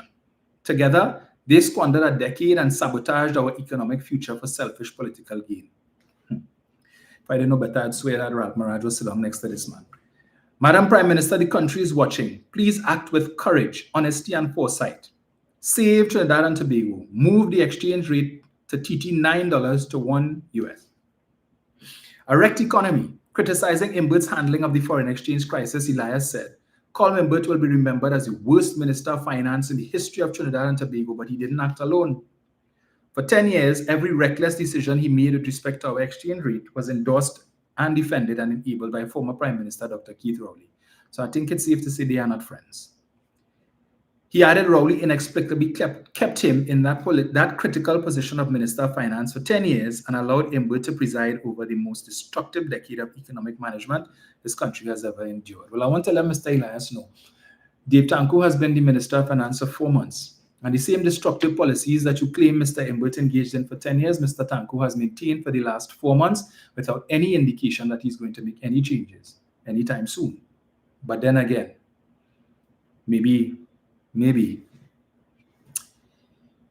He said this resulted in a wrecked economy, vanishing foreign net reserves, and a nation brought to its financial needs. According to Elias, Imbert's central blunder, abandoning the managed float system administered by the central bank, which had served the country well. He explained that a managed float would have allowed the TT dollar to decline gradually, cushioning inflation, preserving reserves, and sustaining Trinidad and Tobago's role as the Caribbean's financial hub. Hear what he questioned Imbert for. Imbert instead locked us into a de facto fixed exchange rate of TT 680 to US $1. For a decade, he made the central bank sell foreign exchange cheaply. For a decade, he made the central bank sell foreign exchange cheaply. So, are you telling all you? Average citizen of Trinidad and Tobago, Imbert was helping all you out. Imbert allowed the central bank to continue to sell foreign exchange to you all cheaply. That's what that wretch Imbert did. Squandering our national wealth while trying to maintain a false illusion of stability. Elias said the consequences have been catastrophic. It has been catastrophic. All those of you who have credit card and love to go online and buy things from Amazon and buy things from Shein or whatever it is, and all the other things that you all buy online. Those of you who like to hop on the plane and you want to go to Orlando and you're going to Florida and you're going to New York to shop and you swipe your card. You know what Mr. Elias is saying? When you come back home, that's $6.79 to $1 TT dollar that you were paying to pay off your credit card. You should have really been paying $9 to $1. That's what he is saying. So you, Mr. Public Servant, and you, Madam Public Servant, who hoping and praying for your 10%, and hoping that that 10%, could give you a little buffer to improve your standard of living. Mr. Elias is saying you all need to take more of that. And those of you who like to use your credit card for US purchases, you need to put more of that 10% money that you will get to buy US. So who could afford it? Right. And if you can't afford it, well, salt. Stop spending in US. Just go on Amazon and window shop. I said, oh, that looking nice, but I can't buy that because it's 9 to 1. I can't afford that. When it was $6.79, I could have taken a chance. But $9, no, that is not for me. I'm not a 1%. So when you hop on the plane, and the plane ticket right now, if an economy airfare is $310 US, and you're paying $679, 310 by 679, Mr. Elias, so you need to pay 310 by 9. That's what he said. Right? So that difference affecting your spending money. Okay? That's less money because the more money you have to spend on the plane ticket, the airfare is less money you could spend when you go on your trip. So you can't do as much as you wanted to do with your limited resources. That's what he said. He don't have that problem because he's a multi-millionaire. All right? 10 times over. So if it goes to $9, it don't matter to him. He can hop on a plane and he's traveling first class, business class. Whatever the price is, it don't matter because he has millions upon millions sitting in the bank. You don't have that, however. Hard luck. So if you're accustomed making 2 trips or 3 trips for the year, satisfy yourself with 1. This is what he's advocating. Right? But I want to tell you that Mr. Imbert's decision, and I want to remind people, when Mr. Imbert came in 2015, the exchange rate was about $6.56. Mr. Imbert said, and I recall even before the PNM won the election, that should the PNM win, they would allow the exchange rate to slide until it reached about 680, and then the government would intervene to preserve the exchange rate at 680. That's what he said that the government would do, and that is exactly what they did. Instead of you having to pay 9-1, Mr. Elias is now chastising Dr. Rowley and Mr. Imbert for making US cheap for you for the last 10 years. Chastising them for not charging you $9-1 for the last 10 years. Right? And now he's appealing to Mrs. Prasad-Bissessar. Do what Imbert and Rowley didn't have the cojones to do. And devalue the TT dollar. Make the US dollars more expensive. So, you know what will happen? The people, the average citizen who purchase in US, who complain when they go to the bank, they can't get 200 US. They're traveling too much. They're spending too much money online. We need to curb their expenditure. Right? That's what we need to do. How do we pay for cars? It's US dollars. So if it goes 9-1, it means the cost of vehicles is going to go up. So all who happy because they hear the government say, yeah, they consider an increase in the age limit on these foreign use vehicles to 8 years. And now it'd be easier for the small man to be able to purchase. No, 9-1. That's what the dealers have to find to be able to import these cars. So they're still going to charge you plenty money. And all of you who could now afford a new car, understand the price is going to go up even more. Okay? So you had to change your mind. If you were planning to buy a certain vehicle, you need to bring down your expectations. Look for something a little cheaper, that within the price range that vehicle was in before, when the exchange rate was 679, but now it's going up to 9-1. It's a little out of your reach. So you need to look for something a little more economical.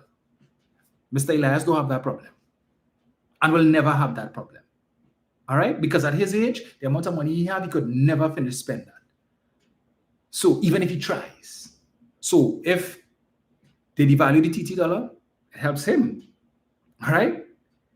Because you put a damper on the demand for US, so you have less people demanding, or same amount of people, but they're demanding less now because they can't afford as much. And therefore that leaves an additional supply for those who can actually afford to pay, if it's $9, $10, $12, because you know what? They are the masters of commerce. And they have the wherewithal to make you, the same small man, pay increased prices so that they can make up for the shortfall. But they love you.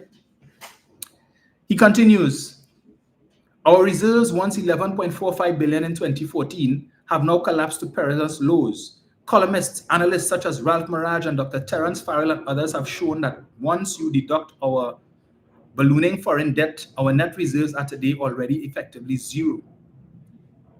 He goes on to say, Elias said the country was now starved of foreign exchange, with critical projects stalled because US dollars for imported equipment and materials could not be sourced.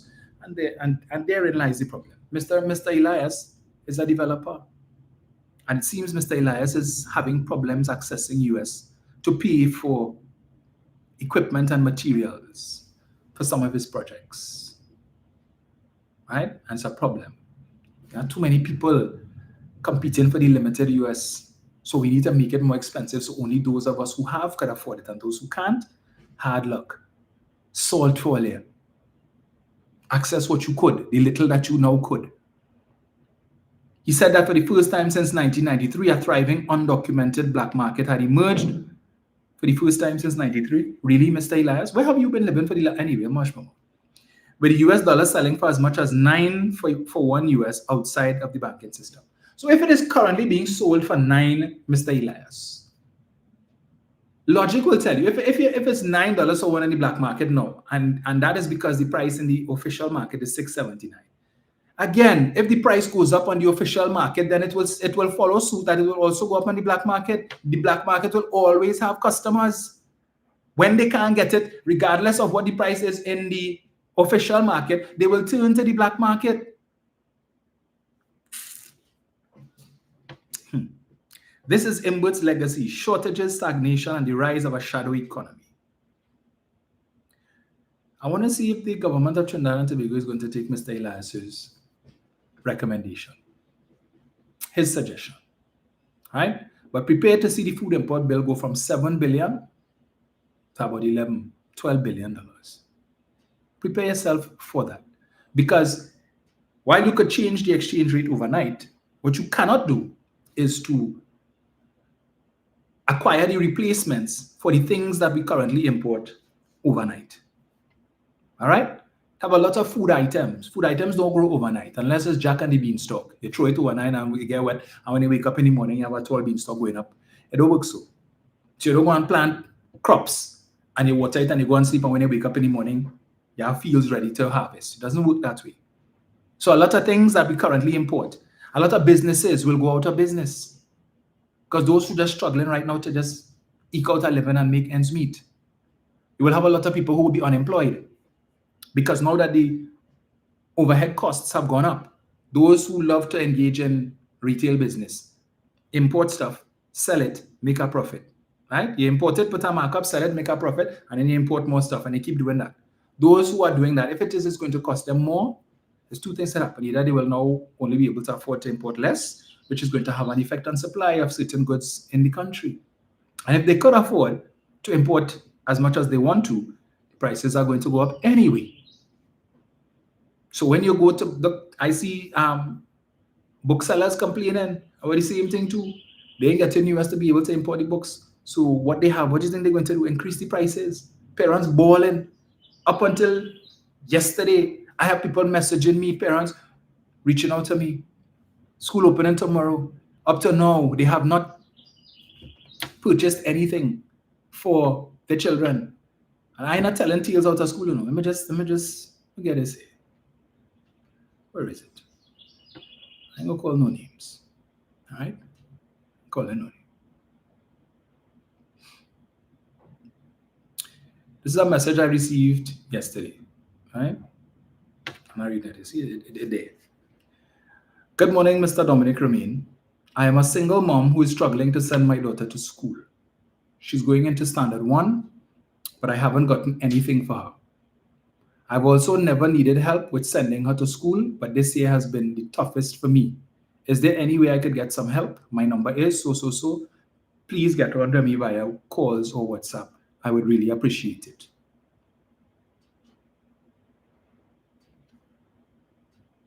That's yesterday. And I have plenty others like that I could read for you as well. Right? And this is just one. Plenty more like that. School opening tomorrow. Not one thing she buy for her daughter yet. And I heard what she said. She's never had to ask before.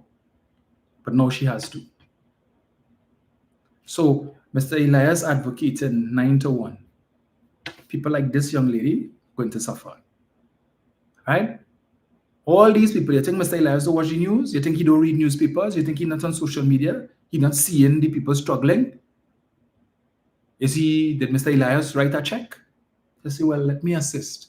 Let me buy some school bags. Let me fill some book lists. Let me assist in purchasing some uniforms or purchasing some school shoes or something. Did he do that? With all of the money that he has and could never finish spending, did he do that? I don't know. I didn't see anything. Maybe he donated to somebody to do it. I don't know. But I'm just making the point that vulnerable persons like that, Mr. Elias, cannot afford an exchange rate of 9-1. Some of them will never, the closest they will ever come to taking a trip to seeing what New York look like or Florida look like or England look like is on TV, on the internet. So they have no such aspirations. Whereas you could jump on a plane and travel business class, first class, and you could drink the best of wines in Venice and you could, or in France or wherever. They will never do that. Their main issue right now is just getting by day to day. So come tomorrow, you're going to have a lot of parents who will not be sending their children to school. A lot. I had, was it on Friday that I went to my office? Yes. Someone reached out. They wanted to know if we still had any textbooks at the office that they could come and look through to see if they could get anything for their kids. I said, sure, no problem, come. While they were there, I visited the office because I had to drop off some hampers that I received and some stationery that I received. And the husband asked to speak with me. And, he told me his situation. He's, again, CPF worker, he's unemployed. If you come and talk to him to get some help. Right? Fortunately, I would have gotten some vouchers from 2 bookstores, and we still had a few, and I was able to give some to them. You have 3 children looking for help. So give them some vouchers. Another person, where it? Thank you, so let's guy joking. Let me help you again. Give me another one.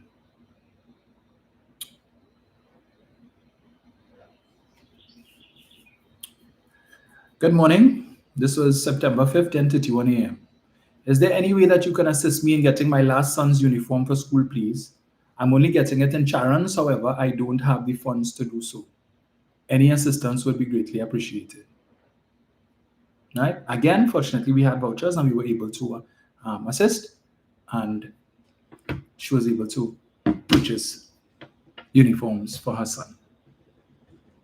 These people, Mr. Elias, cannot afford 9 to 1. All right?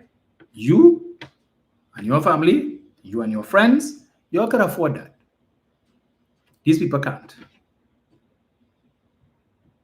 Where are all the economists to come out and speak to that issue? Where are they? Okay. So we start with the interest rates, right? That's the first one that's going to increase. Let's see what's next. The question was put to Mr. Hawaii. He said, well, that's not my responsibility. That decision has to come from the tower next door, Ministry of Finance. So we'll see what happens with the budget. And coming out of the budget, we'll then see what happens next. What we do know is right now the government is facing a serious cash crunch. Serious cash crunch. Just imagine. Every month, as members of parliament, we are allocated a certain amount of money to treat with constituency office expenses. Right? So we had to pay bills, if we had to buy stationery and things like that, people might pass through the office. We have to buy things like refreshments, all of these different things. So with me being a new MP, I could not use the previous constituency bank account because only the MP could be the signatory. So the last account, Lisa Morris Julian was the signatory. Having passed away, that account, now from what I understand, if the previous MP lost the election, what they're supposed to do is to close up the account, and any monies that they have in there is supposed to be remitted via manager's check to the parliament. So the old account that was there under former MP Lisa Morris Julian had some monies in it, which belonged to the constituency, which I felt should remain in the constituency because we have needs. We have people coming every day for help. However, the parliament would have closed the account and taken all the monies that was in there because the government is thirsty for money right now. It took me a little while, as was the case with some of my colleagues, to open a new bank account for the constituency where the MP is the sole signatory, right? Because the banks wanted this, they wanted that. You carry this for them, they want something else. You have to ask the parliament, and the parliament will take 2 weeks or 3 weeks before they give you the letter or whatever it is the bank requesting for you to open the account. Because all the bank gave us in the first instance was a letter indicating such and such person is now the member of parliament for this constituency and they are required to open a bank account, whatever. The bank want all kind of things. So it took me 3 months to be able to open the account. After I gave them all the things that they needed. A whole month, you keep calling to find out, well, it went to head office for approval because it's a commercial account and these take a little while, and head office, we have a whole backlog. So it's a song and dance. So parliament owes me for May, for June, for July, August. So at the end of August, I should have received my monthly subvention for 4 months because bills were being paid out of my own pocket. Bills were being paid out of the pocket of my office manager. Yeah, we were using our own monies to pay while we waited for parliament to send the funds. So at the end of August, they finally sent money, but they only sent money for August, right? So the other months were not paid. When we inquired from the parliament, well, okay, what's going on with the previous months because expenses had to be paid. You all send when there was no MP, the landlord was sending the electricity bill to the parliament and they were paying it. But I, having become member of parliament now started to send the light bill back to the constituency office because there's no MP in office. So the bill had to be paid, but I wasn't getting no money because I had no account. So they've not paid me for May, they've not paid me for June, they've not paid for July. And when we inquired from the parliament, we were being told, well, right now we're in a little cash crunch. So we waited on releases from the Ministry of Finance before we could pay that. But didn't the Ministry of Finance send the money to you all in May? at the end of May, at the end of June, at the end of July. So monies would have been allocated for that. I didn't have an account, so there was nowhere for you all to send it. So what was that money spent on?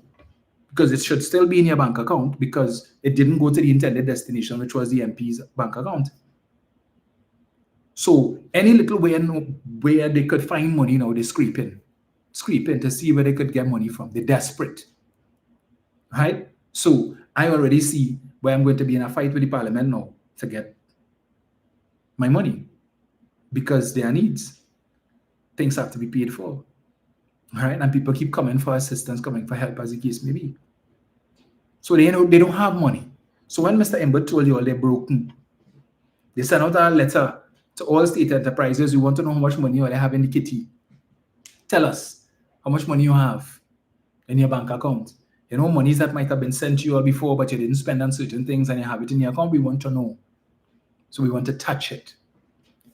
In this month of September is when the most amount of money is usually spent because allocations that would have been made in the budget in October to different state enterprises, everybody trying to see if they could get that money from the government before the 30th of September. Because once the 30th of September comes and you have not accessed that money, it goes back to the consolidated fund. You lose it, and now you have to hope that it's allocated to you again in the following budget. So it's a mad scramble. This next 2 weeks, all these state enterprises and ministries, everybody trying to see what they could get, how much they could get, and the government don't have it. Instead of giving to them, you want to take from them what little they have to sustain themselves, right? You want to take it from them. Probably vote for that. I ain't make a joke with them. Because my constituency office, we need our money. I know I have colleagues who are facing a similar situation. And my question is, if the money was sent by the ministry, where is it? Where is it? It should still be in your bank account. And it should simply be a matter of you transferring it to the MP's office, constituency office account, so that we could do the work that we need to do. So right now we have to be depending on the charity of persons who listen to this program, members, constituents who have reached out to us and who assist. And the requests don't stop. But this is a government that just thrives on the ridiculous.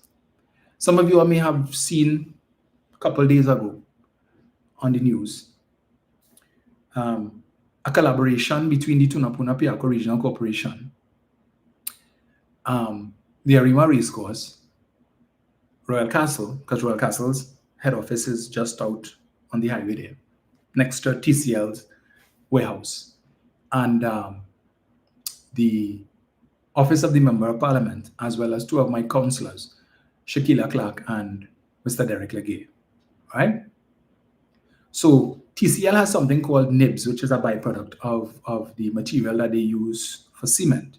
So it's like these small pebbles kind of thing. And they accidentally came upon the use of this material. I think there was some incident at their office in Claxton Bay where some of the material would have fallen out on the ground or something, and then, you know, it mixed with the cement, and they decided to wash it down and whatever. And long story short, it bind, and voila, they came up with a bright idea. So we decided, since TCL Cemex, they have these heavy trucks that bring cement from Claxton Bay to store it in their warehouse out on Racecourse Road. So they damaged the road. The road is in a terrible state, and some big potholes contributed in the main by the use of these heavy trucks from TCL. So we partnered, and TCL decided, well, hey, well, we will give you all these nibs, and we will give you these huge bags of cement. We will mix it. So you put on the nib, you mix it with the cement, you spread it, and then you just wet it, and you bring the roller, compact it, and then when it dries, it works in. So they decided they're going to use that to pave the whole of the Racecourse Road.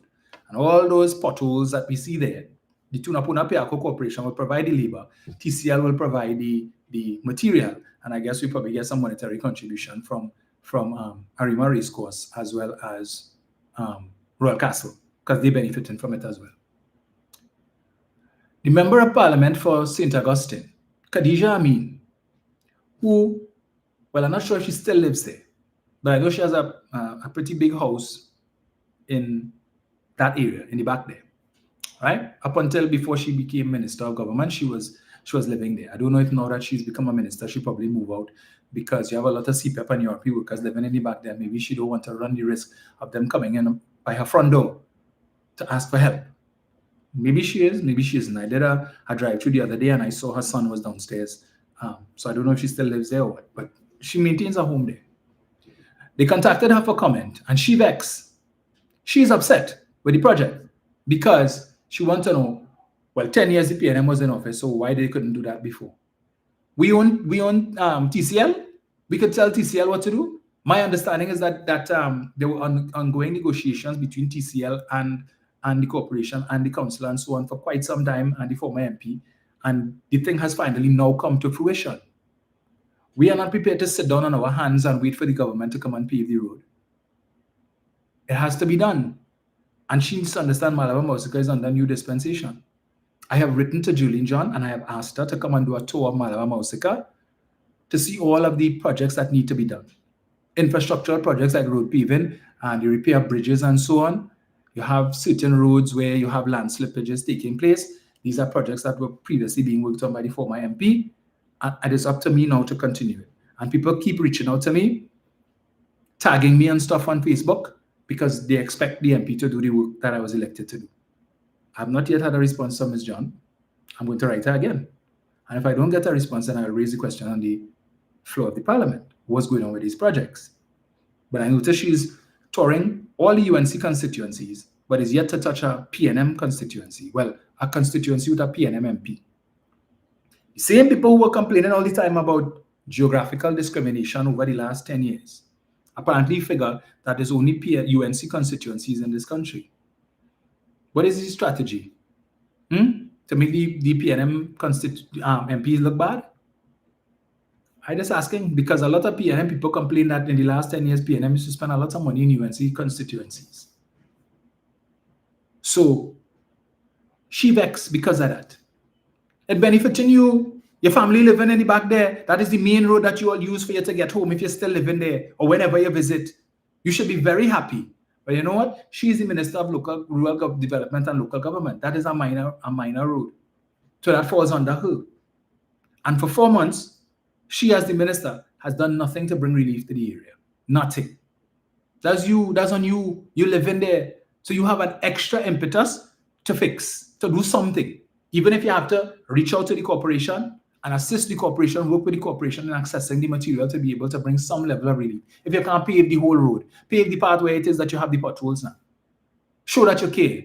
You live in there or will. The two main entrances, there are only 2 ways to get in there and both bad. I have been trying since before the election to get that fixed. Because this is the main things people complain about. Those roads are in terrible condition. And I have been constantly lobbying. And now we finally get a private sector partner to assist us to bring some level of relief. And the minister, whose responsibility it is, and that is the irony of ironies, whose responsibility it is to pave those roads, she vexed because she find all of a sudden PNM MP could find resources to be able to pave the road. But you couldn't do it for the last 10 years. Let corporate Trinidad and Tobago assist. TCL has contributed in no small way to do that road being in the condition that it is in. And if they now decide to step forward and contribute, well, then what's the issue? You should be happy. In fact, she should have been there when the media came. She should have been standing right next to me to commend TCL and Arima Racecourse and Royal Castle for stepping forward to do something to assist and not waiting on the government. But no, she didn't do that. Instead, you vex. Right. Omari Hans is saying, I think she lives in Karapu. That's her address. Yes, Omari. That same area that I'm telling you about, that is where she lives. I said, I don't know if she's still there. I know she maintains because she has a pretty big house in the back there. Yeah. So I know she didn't get rid of it. But I don't know if it is now that she's making minister salary. She probably could move out because, hey, as I said, you have a lot of CPEP and URP workers, former CPEP and URP workers who are her neighbors. Some of these people come to my office to complain the road on which she lives, the road bad. And she has done nothing to bring relief. And so they come into me. I'm the MP, she could say that. She's not the MP for the area, but you are the minister with responsibility for that. So I still had to come to you in some form or fashion to get it done. But since you're not willing to offer yourself, well, hey, if we get it done through the help of the private sector, why you vex? You should be commending that initiative, not wanting to quarrel with the corporation for doing that. But I'll vote for that. I say I'll vote for that. Get the government you deserve. Let me see. So let me just read this here quickly. This is someone who sent me an opinion based on the front page story on today's Express. Devalue the TT dollar to 9. Fixed income earners will suffer if the government devalues the dollar. Pensioners, minimum wage earners, students paying fees for overseas exams like ACCA, the value of your savings in the bank will fall overnight, and that will be chaos. Elias should shut his mouth. He has his assets invested where it is unaffected by inflation. Full belly telling hungry belly, keep quiet, is how he's sounding on the Forex rate. The person says that I am opposed to the devaluation and the premise is flawed. The market will not find equilibrium. It will cause an upward spiral in inflation. And that's what I've been saying. So Mr. Elias is a bright man. But I don't know why he's trying to sell us this loo about the black market will disappear overnight. No, the current status quo is just simply going to adjust, recalibrate. Things just going to go up. Everything is going to go up. All right? Now, they may not take his advice for 9, but they may very well take his advice for something. Maybe 750. Any increase, whether it be 10 cents, 20 cents, is going to impact on a bigger scale. Because remember, when these importers who buy in and bring in stuff into the country, they're not buying 2 and 3 and 10 items. You're talking thousands. And when you multiply thousands by 10 cents, 20 cents, 30 cents, what might seem as a small increase to you adds up for them to the tunes of millions of dollars. And they are going to increase the price of everything so that you will pay for it. All right? But you were warned by Stuart Young, but you didn't take heed. So let's see what's going to happen there. It's already after 2. Let's know.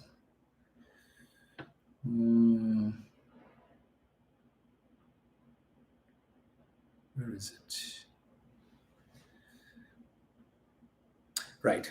So I see that Rudy Ndarsingh was appointed a judge of the Industrial Court.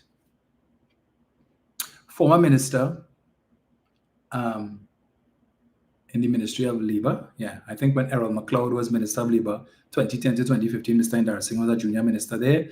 He was also a junior minister in the Ministry of Finance. And I told you all before that notwithstanding the fact, this is before the election, you see certain faces disappearing. Do not for one moment believe that that is it for them. Prasad Bisasa, if she were to win and become prime minister, would find some way to bring them back. And we saw it.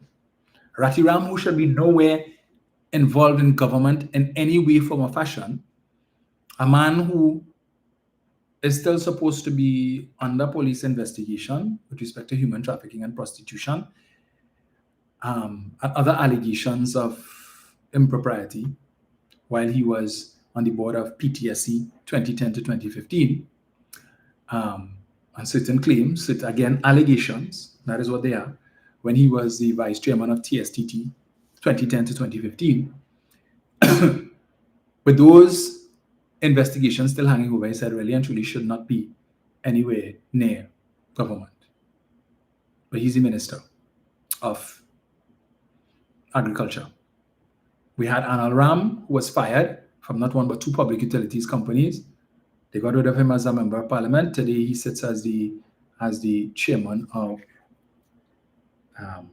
which entity is he chairman of again? By NP, National Petroleum. They got rid of Ndarsingh. But you know, these guys smarter, because when Mr. Ndarsingh was replaced by Barry Padarath, and they reached out to him mere days before the election. He said he didn't know, he wasn't aware, that he was going to be replaced and so on.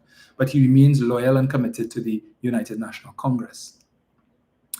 And He never ill-spoke the party. In fact, he attended the meetings. I think he spoke on the platform once or twice, and he was just there.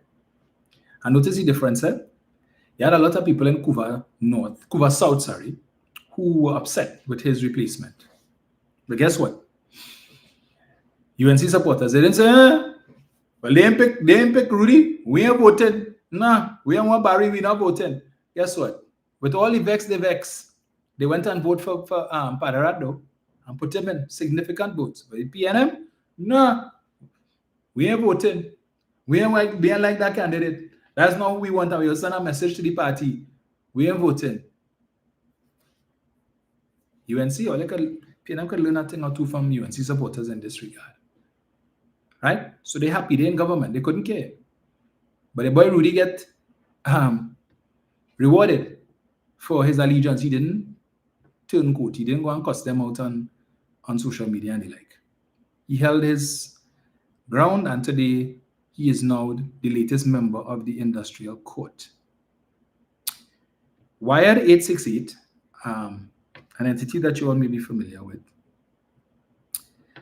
put out an article on that. It says the Industrial Court wields quasi-constitutional powers in employment matters. It issues binding decisions affecting the rights of workers, unions, and employers. The notion that such a role can be filled by a recent opposition MP without even a law degree ought to provoke national concern. So you do have a law degree, but he's a judge.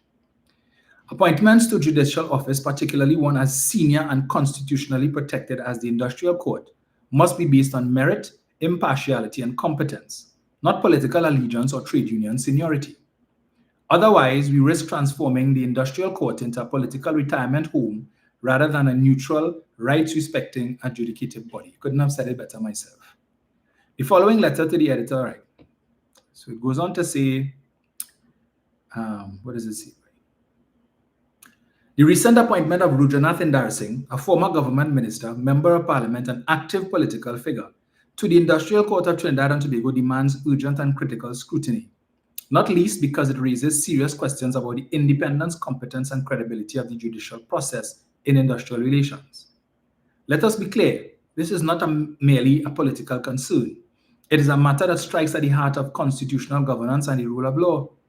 While the Industrial Relations Act Chapter 8801 permits the appointment of non-legally qualified individuals as members of the Industrial Court, this provision was never intended to serve as a backdoor for overtly political actors to secure judicial office without legal qualifications, training, or even a period of political neutrality. The court wields, so I read that just. Furthermore, the absence of a cooling off period between political service and judicial appointment breaches accepted international norms of judicial independence as recognized by the Latimer House principles to which Trinidad and Tobago is committed. Judicial credibility is not merely about lawful appointments, it is about perceived and actual impartiality. I call upon the Judicial and Legal Service Commission, the Office of the President, and the Law Association of Trinidad and Tobago to account publicly for: 1, the criteria that was used to assess Mr. Indar Singh's suitability for judicial appointment; 2, whether any legal competence or judicial training was required or undertaken; 3, whether any period of political disengagement was observed before appointment; clearly not; 4, the process by which the appointment was made and whether it was transparently advertised or competitively assessed. And look about it. In a country where judicial appointments must inspire confidence, not controversy, this decision risks undermining decades of efforts to safeguard the independence and credibility of the judiciary, especially in a forum as vital as the Industrial Court. The people of Trinidad and Tobago deserve judges, not party loyalists. Right? So that's Mr. Indar Singh. So I applaud Mr. Indar Singh for holding his ground, so to speak, because he has been handsomely rewarded. In fact, Mr. Indar Singh has now come out better than if he were a minister of government. According to the 120th report of the Salaries Review Commission, let me enlighten you as to what Mr. Indar Singh is entitled to as one of the newest members of the Industrial Court.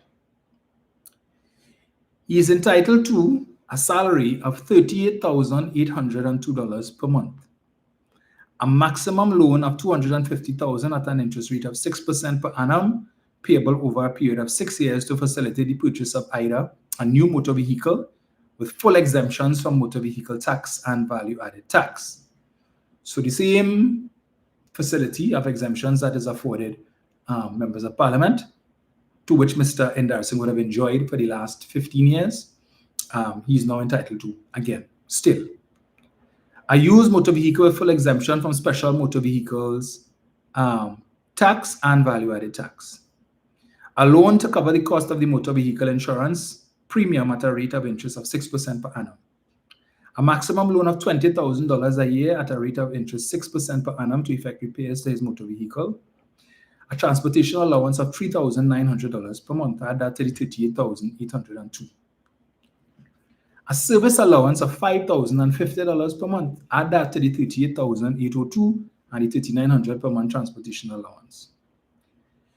Subsistence allowance of $200 per day in the following cases: where the office holder lives in North Trinidad and is on duty in San Fernando, where the office holder is on duty in Tobago and no meals are provided. Where the office holder is on duty in Tobago and meals are provided, he gets $75 a day. Now,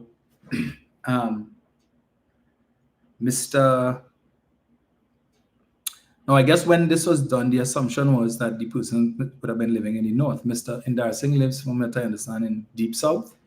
And therefore, if he's going to be posted at the industrial court in Port of Spain, he would, assuming that he's on duty there, he would receive $200 per day, in addition to all that he already received. Housing allowance, $12,360 per month. Entertainment. Actual expenses incurred for the official entertainment to be met from an official entertainment vote under the control of the president of the industrial court. Vacation leave to coincide with the court's vacation at Christmas and Easter. In addition to one above, he is entitled to 6 weeks per annum and 4 weeks per annum in every alternate year. We done yet, overseas travel, a travel grant of $40,200 per annum. Telecommunications, the cost of internet access, telephone rental, and other charges, including VAT, related to official business to be met by the state or the office holder's option, an allowance of $400 per month. So add $38,802 plus $3,900 plus $5,050 plus $12,360 and an overseas travel facility of $40,200. And my understanding is that if he doesn't travel abroad and doesn't utilize this money, he will receive it at the end of the year, even though no travel was undertaken, because it's an entitlement. So Mr. Endarsing come out better than if he was a minister of government. Yes. Jobs to the boys. You gotta reward the fellas, eh? For the loyalty. Even though removing him, he didn't cost me out and all kind of thing. You mean loyal. You gave my work.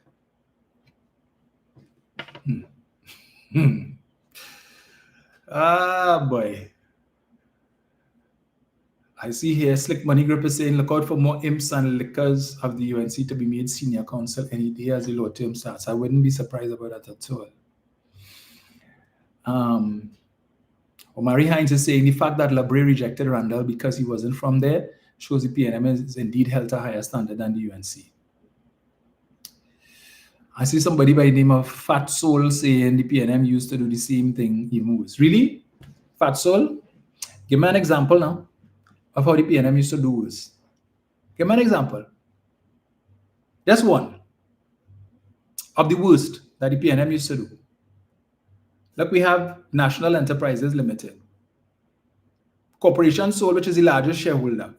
All right? The term of office of 3 of the directors expired, which includes the chairman. They were not rotated. So right now, based on the meeting that was held, the AGM that was held a couple of days ago, the board of NEL is now without a chairman and 2 of its directors who were supposed to be nominated by the government. It seems the UNC has run out of people. Well, all they have to do is to put a favorite, Shankar Bidesi. That's his name? Chairman of UDICOT, chairman of FCB. Put him there too now. Yeah, since we're about recycling, put him there. You see the nonsense that has can't take with some UNC supporters, right? You all cost the PNM for 10 years for doing certain things. It was wrong, and this and that. Now the UNC is in power, and you're saying that the UNC doing some of the same things that you accuse the PNM of doing. It's okay because the PNM did it. You all voted out the PNM because you claim you had an issue with them doing certain things. It cannot be that it's intolerable, that it is egregious under the PNM when they're in office. But when the UNC comes into office and they do the same thing that was unconscionable under the PNM, you're willing to accept it because the PNM do it. So it's okay. That PNM shouldn't say anything if the UNC doing it because the PNM did it. Well, then why do you all complain? It's a cycle. So when the PNM is in power and they do certain things that you don't like, shut your mouth, keep quiet. And then when the UNC comes into office, the PNM should just do the same thing. Hush and be quiet, don't complain. Right? Then why even vote out a government? Because if you vote out one for doing certain things that you don't like and the one that you voted in coming and doing the same things, then what was the point of voting out the previous one? It can't be that it's bad under one and good under the next. And that is why all of you UNC supporters, who that is the only salvation you all have now to run to. Well, the PNM do it. The PNM do it. The PNM do it. You couldn't handle it under the PNM. When the PNM do it, it's corruption, but the UNC do it. Oh, nah, that's all right because remember the PNM do it. You all realize how dotish you all sound when you come and say that? And that is why the PNM will always be held to a higher standard. Always be held to a higher standard. If it's wrong, it's wrong. I have no problems in saying that. If it's wrong, it's wrong.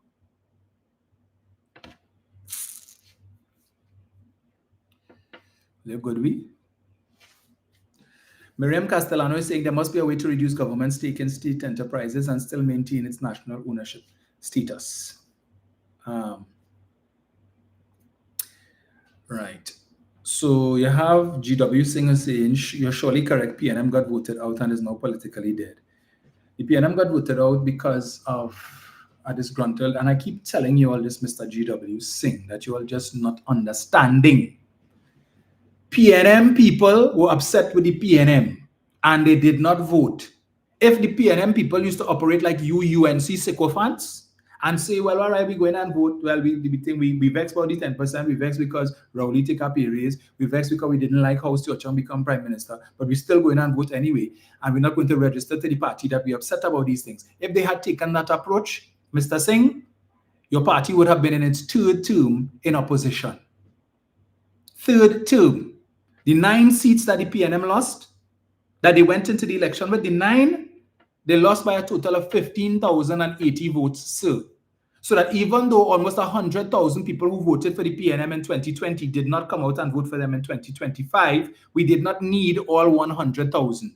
We needed 15,000 spread across 9 constituencies. In Tobago, in 1 constituency alone, all we needed was 106 votes. So, 106 votes was all that was needed, and Shamfa Kojo would be the member of parliament today for that constituency of Tobago West. She would still be the incumbent for the want of 106 votes. And in case you don't understand GW Singh, it is not that they didn't have the 106 votes in the constituency. It was there. The people just chose not to go and vote. And what you all fail to understand is that they didn't vote for the UNC. In Trinidad, the thousands of them that didn't vote for the PNM who voted for us in 2020 withheld their vote. They weren't even willing to hold their nose and vote for the UNC. So come 2030, when everything that they were upset with the PNM for is dead and gone and long past, and they decide that they're going to come back out and cast the ballot, who do you think they're going to cast it for? Not the UNC. That is what you all should be concerned about. That the PNM lost the election not by hundreds or thousands of votes, but by 15,080 votes spread across 9 constituencies. I think the largest margin of loss was probably maybe about just over 3,000 votes in the Hoketa Talparo. And the PNM had sufficient people there to make up that shortfall. It's just people chose not to go out and vote. In my own constituency of Malabar Mausika in 2020, Lisa Morris Julian won this seat by over 6,000 votes. 6,000, over 4,000 persons didn't come out and vote. They are there, they're still in the constituency, sir, and they're not willing, they're not willing at all to vote for the UNC. If they didn't do it in 2025, you think they will do it in 2030? Some of them were CPAP workers. Some of them were URP workers who are today struggling, looking for work.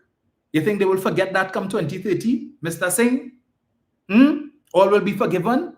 Even if they come now or at the end of the year with a program to give these people back their work, you think they're going to forget the few months that they struggled? The struggles that they're going through now, Mr. Singh?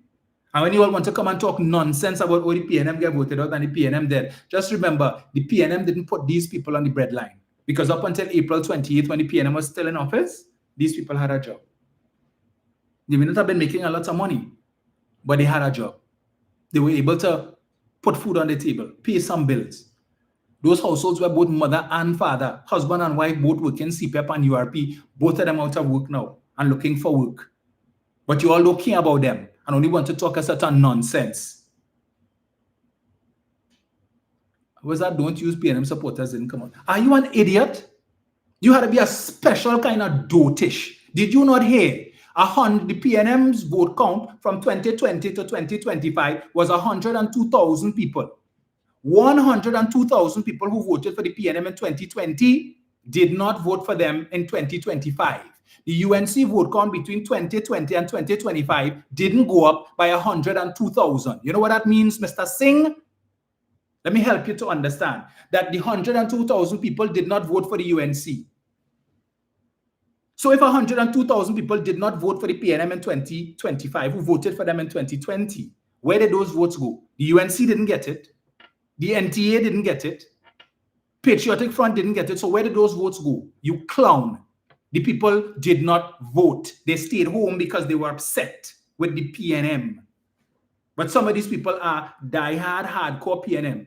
But it's either one of two choices. It's either they vote for the PNM or they don't vote. There is no third option to vote for anybody else. The Vex, they're not going to vote. That is what they did. The UNC did not capture that 102,000 people. Maybe they probably get a few thousand, but certainly not the 102,000. Because their vote count went up by what? About, I think they got 309,000 in 2020, and I think this time it went up to 338,000 or something like that. Right? They didn't get 102,000. So where did those people go? Where were they? You clown. That's what you all fail to understand.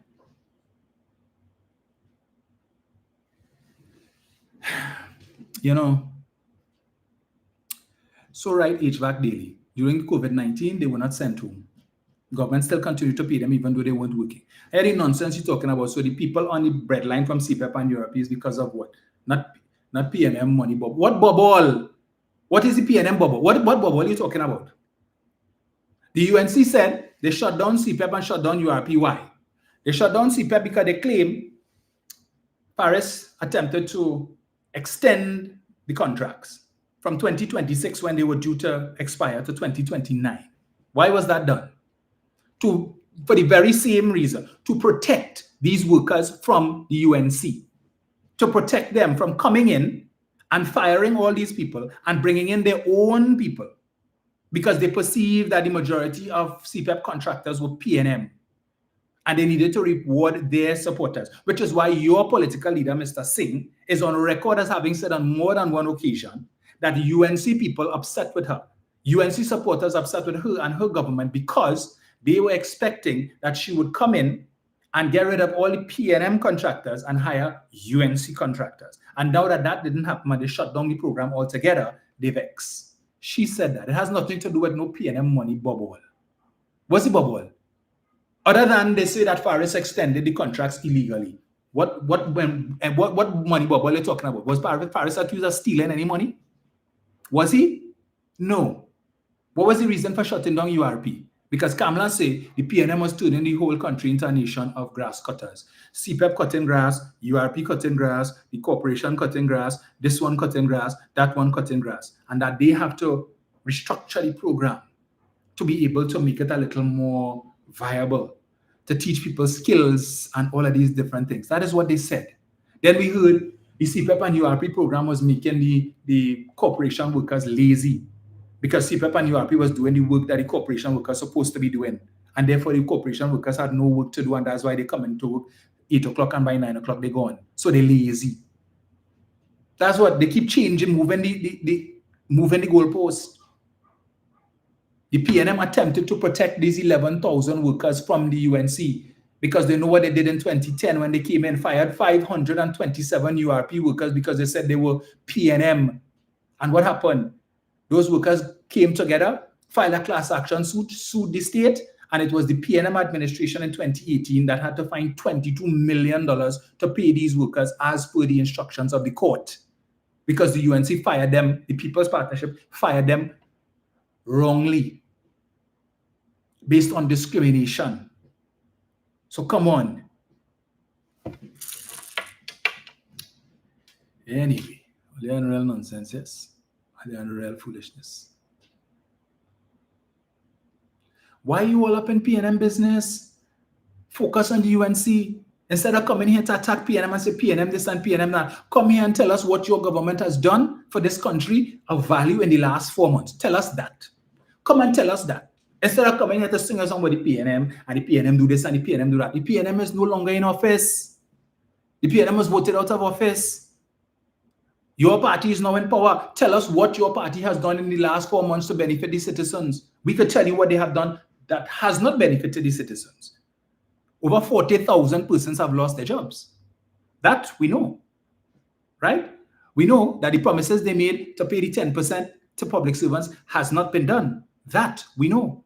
We know that they have imposed a state of emergency, claiming that people wanted to kill the Prime Minister and kill the Attorney General and harm ministers of government. For 10 years in this country, you all said the PNM, this was the worst PNM ever. And they were oppressing the poor. But none of these poor people who they were oppressing wanted to kill the Prime Minister. Nobody wanted to kill the Attorney General. All they say about Faris. Nobody wanted to kill the Minister of National Security or any of these people. People, as I've said before, you all said when UNC wins, everybody wins. Winners don't try to kill people. Winners don't try to overthrow the country in 4 months of a government coming into office that's supposed to be winning. Really? That's how it's work? You can't be serious. Talking about cleaning up PNM bubble. Study that right now the Minister of Defense, Wayne Sturge, one of the reasons advanced as to why his life is in danger is because it is alleged that certain criminal elements pumped $20 million into his campaign and promises were made to reward these people for the 20 million plus, and they have not gotten their money and they want payback. Study that, GW Singh. Since you want to come here and talk about that. Tell us about what is going on with the investigation into Barry Padarath when in 2020 in the election campaign he was well, I don't want to say accosted, when he was approached by Mark Basant to answer certain questions, which includes why he deposited $135,000 using 2 checks into Kamla Prasad-Bissessa's account and he couldn't remember why. When he was approached to answer questions with respect to over $17 million that he and his mother received in contracts for business that they started in 2011. Ask us, tell us, Mr. Singh, between 2015 to 2025, did this great company that Mr. Padarath and his mother formed, did they receive any contracts from the government between 2015 to 2025? Did they tender for any contracts, public or private sector, between 2015 to 2025? Is that business still in operation? What business have they done in the last 10 years? Or was that formed specifically between 2010 to 2015 to rape the treasury and engage in UNC bubble? Mr. Singh, tell us about that. You hypocrite. Hypocrite. What about Foster PNM bubble? You didn't hear what I said? If there's any, let the police do the investigation. And if Foster is found to be in any wrongdoing, let the chiefs fall where they may. If he had to make a jail, so be it. So be it. We're not like you all who come and try to pretend and cover up things and say it's UNC, this and whatever it is. If there are certain findings, if there is cause for police investigation, let the police investigate. And if it is that Foster has documentation to provide to show that everything is above board, great. And if he can't, then let the law take its course. Simple as that. We are not about defending anybody. Dr. Oli always told his ministers, if it is you all find yourselves in any wrongdoing and any wrong stand-up, do not look for any cover from me. You're on your own. And we maintain the very same thing. If there is any wrongdoing on the part of Mr. Cummings, then let the chips fall where they may. There is no defense for that. I'm not going to come here and say, well, this one, that, whoever it is. I'm not putting my head on no chopping block. It is what it is. Foster is my parliamentary colleague. But the law takes precedent. I am not saying that he has done any wrongdoing. I make no assertions on that matter. Based on what I have read in the article, there is no allegation of any wrongdoing on his part. But if an investigation shows up any wrongdoing, well, let it be. If the police had the proper charges, so be it. Miss us with that nonsense. About PNM party and seeing some corruption free. You have evidence of any PNM person being involved in any wrongdoing? Take it to the police. That's what your leader used to say. And in the same way you asking me that, I can ask you a question. The UNC is a party of saints and the corruption free end? And? Yeah. Right. That's why, anyway. But you all will never admit to that wrongdoing. For 10 years, your political leader said the Piarco Airport matter was a PNM smear campaign designed to make the UNC look corrupt, that there was no wrongdoing there. And when it is that the newspaper started to reveal the findings of the Commission of Inquiry, that they commissioned into that matter, and all the wrongdoing, she couldn't deny it. You know what she turned and said? Well, don't blame me. That happened under Pandey. That didn't happen under my government. So I had nothing to do with that. She was part of the same Pandey government. She was the Attorney General at the time who tried to suppress the report from Bob Lindquist. She was the one who was Attorney General, tried to fire Bob Lindquist and fire Carl Hudson Phillips from continuing the investigation, but had the audacity, the temerity, and the unmitigated gall to come and talk about that happened under Pandey and not my government, so don't blame me. She's the same one who just a couple of weeks ago told her ministers, I know what all you're doing, and I will bust all your head. I will fire you. I'm giving you warning. Clean up your act. Don't give me cause to fire you. Why? So you are told that they are doing things that warrants firing immediately, but you ain't ready to fire them yet. So you'll give them a chance. So let me tip you off and let you know I know what it is you're doing. Right? So don't give me cause to fire you, please. What you're doing, stop it. And if I hear that you continue and you're still continuing in it, I will bust your throat. If it is worthy of her firing, why it is you have to wait for them to see if they continue? They've already committed the offense. An offense that in your estimation requires for you to bust their head, for you to bust their throat, for you to fire them. But you're telling them, I know you're doing it, but stop it. 4 months into office, they're already doing things that warrant firing. But you, Mr. Singh, will never talk about that. You will never talk about that. Yeah. What's that? Uncle Bass going to rest? Yeah, Patrick Manning going to rest too. What's your point? Dr. Rowley has retired from politics. What's your point? Kamala Prasad-Bissessar is still there. Talk about the 20 million. Has Mr. Sturge denied that? I have seen nothing where Mr. Sturge has denied 20 million was spent on his campaign. Is he trying to avoid questions being asked, where did that $20 million come from? The UNC's outspent the PNM. The PNM was in office and didn't spend the kind of money that the UNC spent on their campaign. A party that has no headquarters, claim they have no money.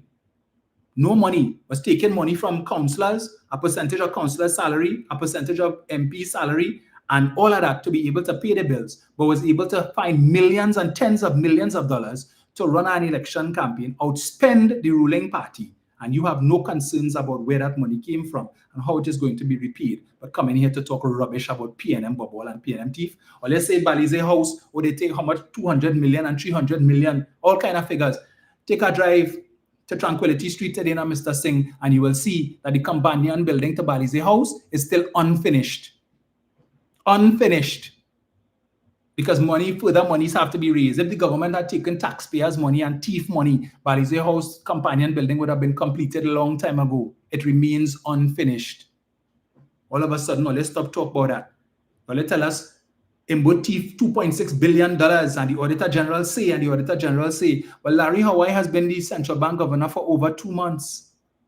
Over 2 months. You all said the last central bank governor deprived and denied the Auditor General from coming and auditing to see if it's really the electronic check clearing system that caused the error. Or let's say the central bank governor, Blocker, well, he gone, all you fire him 2 months now. Hawaii there. Has she made an attempt to go and check it yet?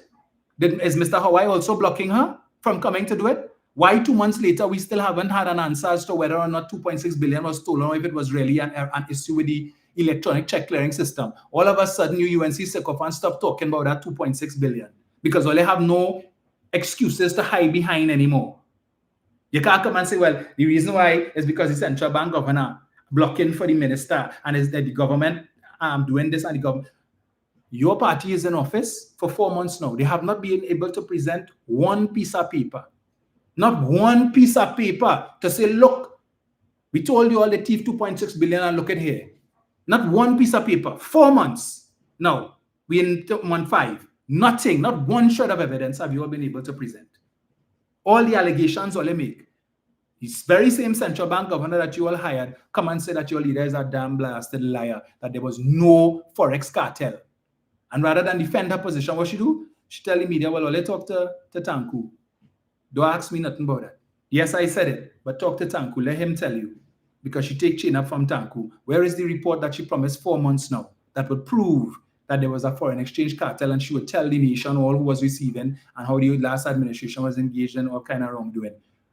Where is it? 4 months later, you can't generate a report yet?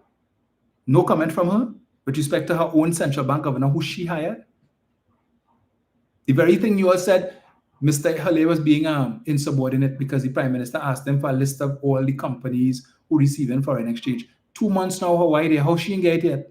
She don't need it anymore? She's not interested in the list anymore? You UNC supporters not interested in the list? When Hale was there and the PNM was in power, was interested. We're not interested anymore. You don't need to know.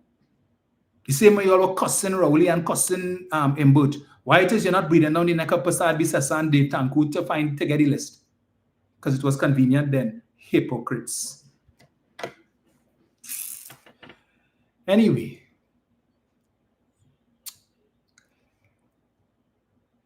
Let's know. Get this here.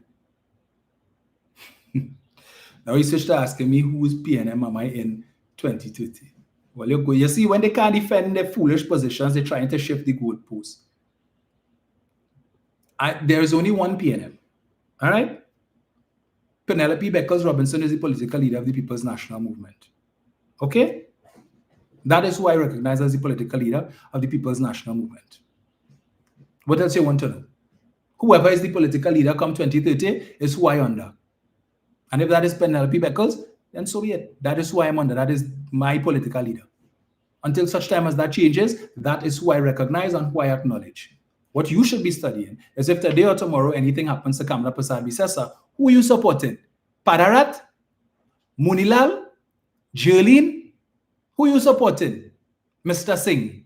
You don't know. You'll be in a conundrum. And you're going to have one big nasty fight in your party, should that happen. So you better say your prayers morning, evening, and night that Mrs. Prasad Bisesa is blessed with good health until general election 2030. And hopefully then she will have the good sense to step aside at 78 years old. Because if she's struggling at 73, 78,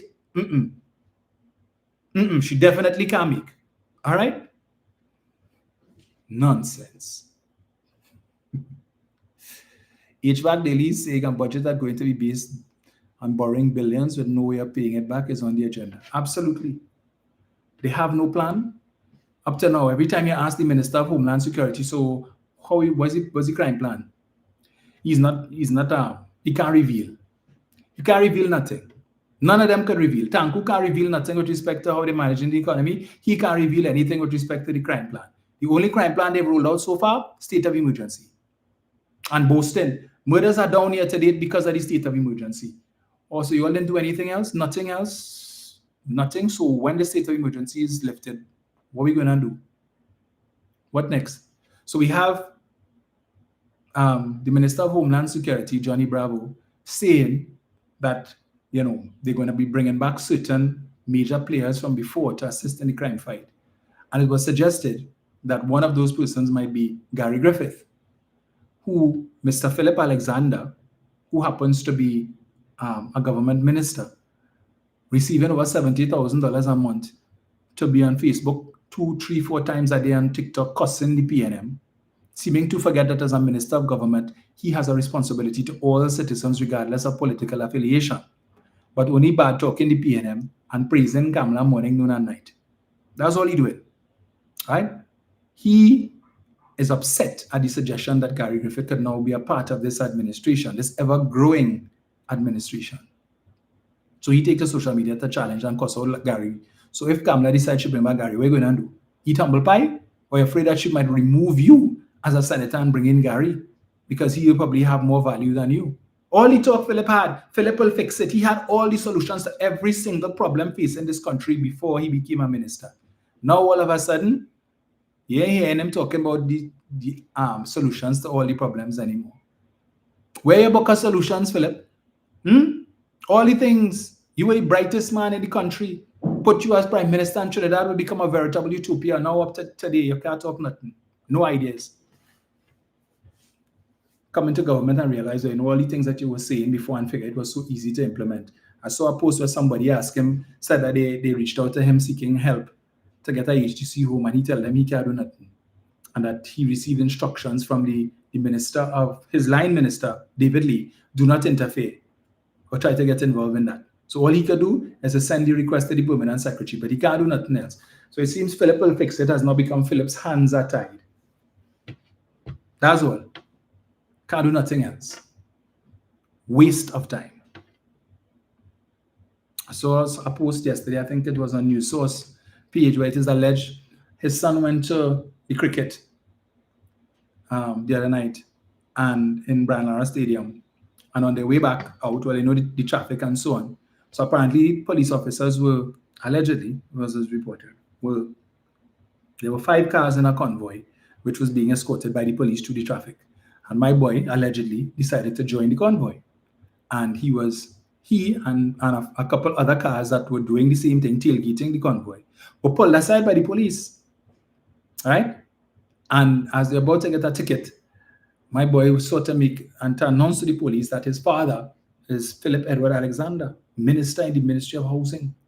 The police didn't want to hear that. So he decided to call daddy, right? And daddy wanted to talk to the police officer. Police officer didn't want to talk to daddy. And daddy, so he put daddy on speakerphone. Officer not interested in that. So daddy tell him, well, here what? You don't worry, I will deal with that on my end. Just get the officer's name, rank, and number. And he will deal with it on his end. How you plan to deal with that, Mr. Alexander? You're going to call the other Alexander? Your namesake? You're going to call Roger? So Roger can pick up the phone and call Mr. ChatGPT cliche and lodge a complaint.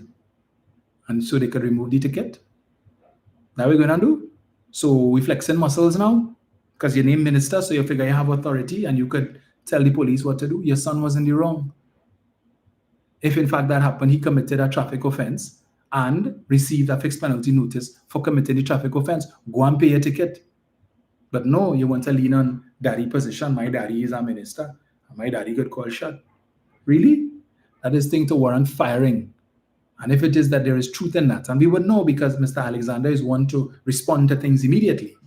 So if he doesn't respond to it, doesn't deny it, then we know it happened. And Mrs. Prasad should seek to deal with that expeditiously.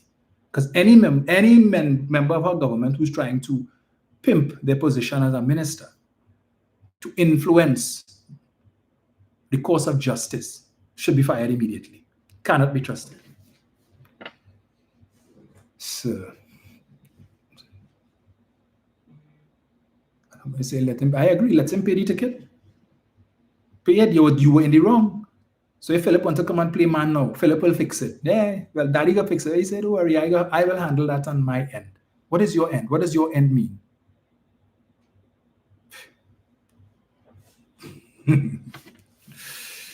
Oh, Lord. Philip is now complaining that the 1%ers are hiring people to conduct a smear campaign against him and other high-value members of the government. He is high-value? Oh, Lord.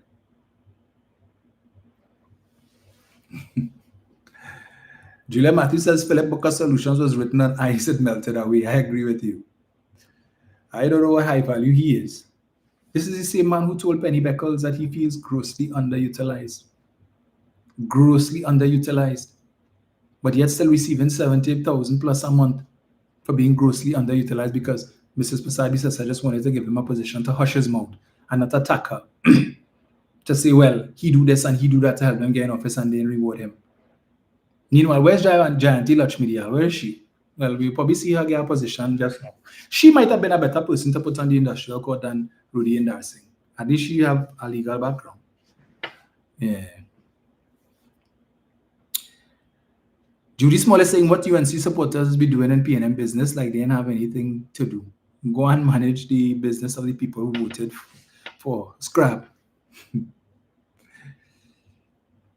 HVAC Daily is saying attempted to subvert the course of justice by using your position is an abuse of power. Absolutely. Absolutely. No two ways about that. That's exactly what it is.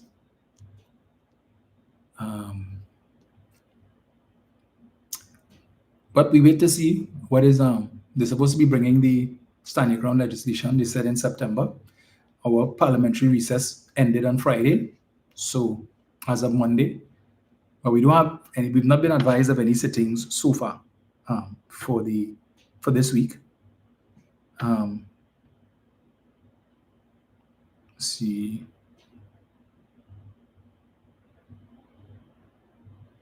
Yeah, but they're supposed to be bringing it. They've had no national consultations. They've had UNC consultations in their constituencies. In my own constituency, they had a joint consultation between Arima and Malabar Mausika. They bring two shadows and a silhouette. Dominic Smith, who's supposed to be my shadow. Nigel something, who's supposed to be the shadow for Penny. And they bring Brian Big, who was the only attorney on that panel of three. And when you look at the pictures from the consultation, they have a group of, it wasn't many people, and a group of people who were there, all wearing the same jerseys with some logo that I can't make out. So they try to fill the room. So they bring people, right? That's their consultation on such a critical piece of legislation, which could cost people their lives. But they haven't seen it fit to have a national consultation. Instead, the UNC MPs have had consultations in their constituencies. And when the media approached Saddam Hussein about it, you know, he said, well, he want to blame Penny for the opposition not having consultation. That's not our legislation. That's yours. That's a UNC campaign promise that you all make that you're trying to fulfill, and we expect what, us, the opposition, to go out and sell your legislation? You all have to be crazy. Half the time, I can even answer questions being posed at your consultations. We don't know nothing about this legislation. So how are we supposed to answer? To think this is your legislation, we can't answer for you all? If Saddam can't answer a question that is put to him by a member of the public with respect to the legislation, you expect me to be able to answer? I am no attorney. I could only go by what is written there. And when people are thinking out of the box and asking questions which the legislation does not address, you expect us to be able to answer it? Well, go and look.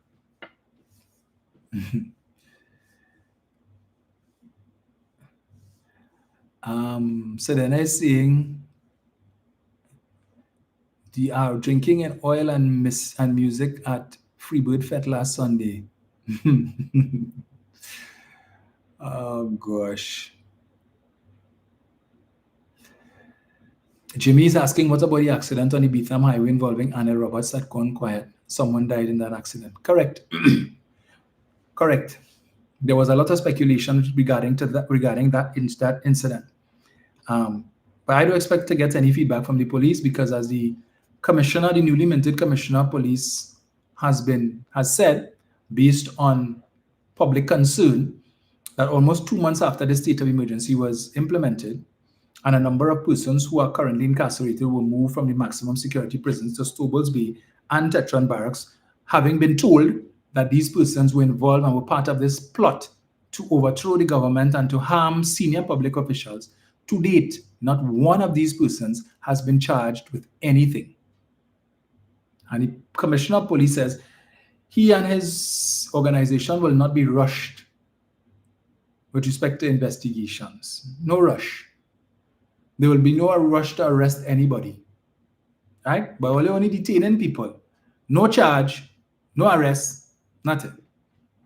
Just moving people from place to place, according to Princess Margaret, at great expense to the taxpayers. All right? But nobody can get charged. The 10 men who they hold outside the Eastern Correctional Facility yesterday that they claim, or day before that they claim, came to harm the prison officers. They claim intelligence.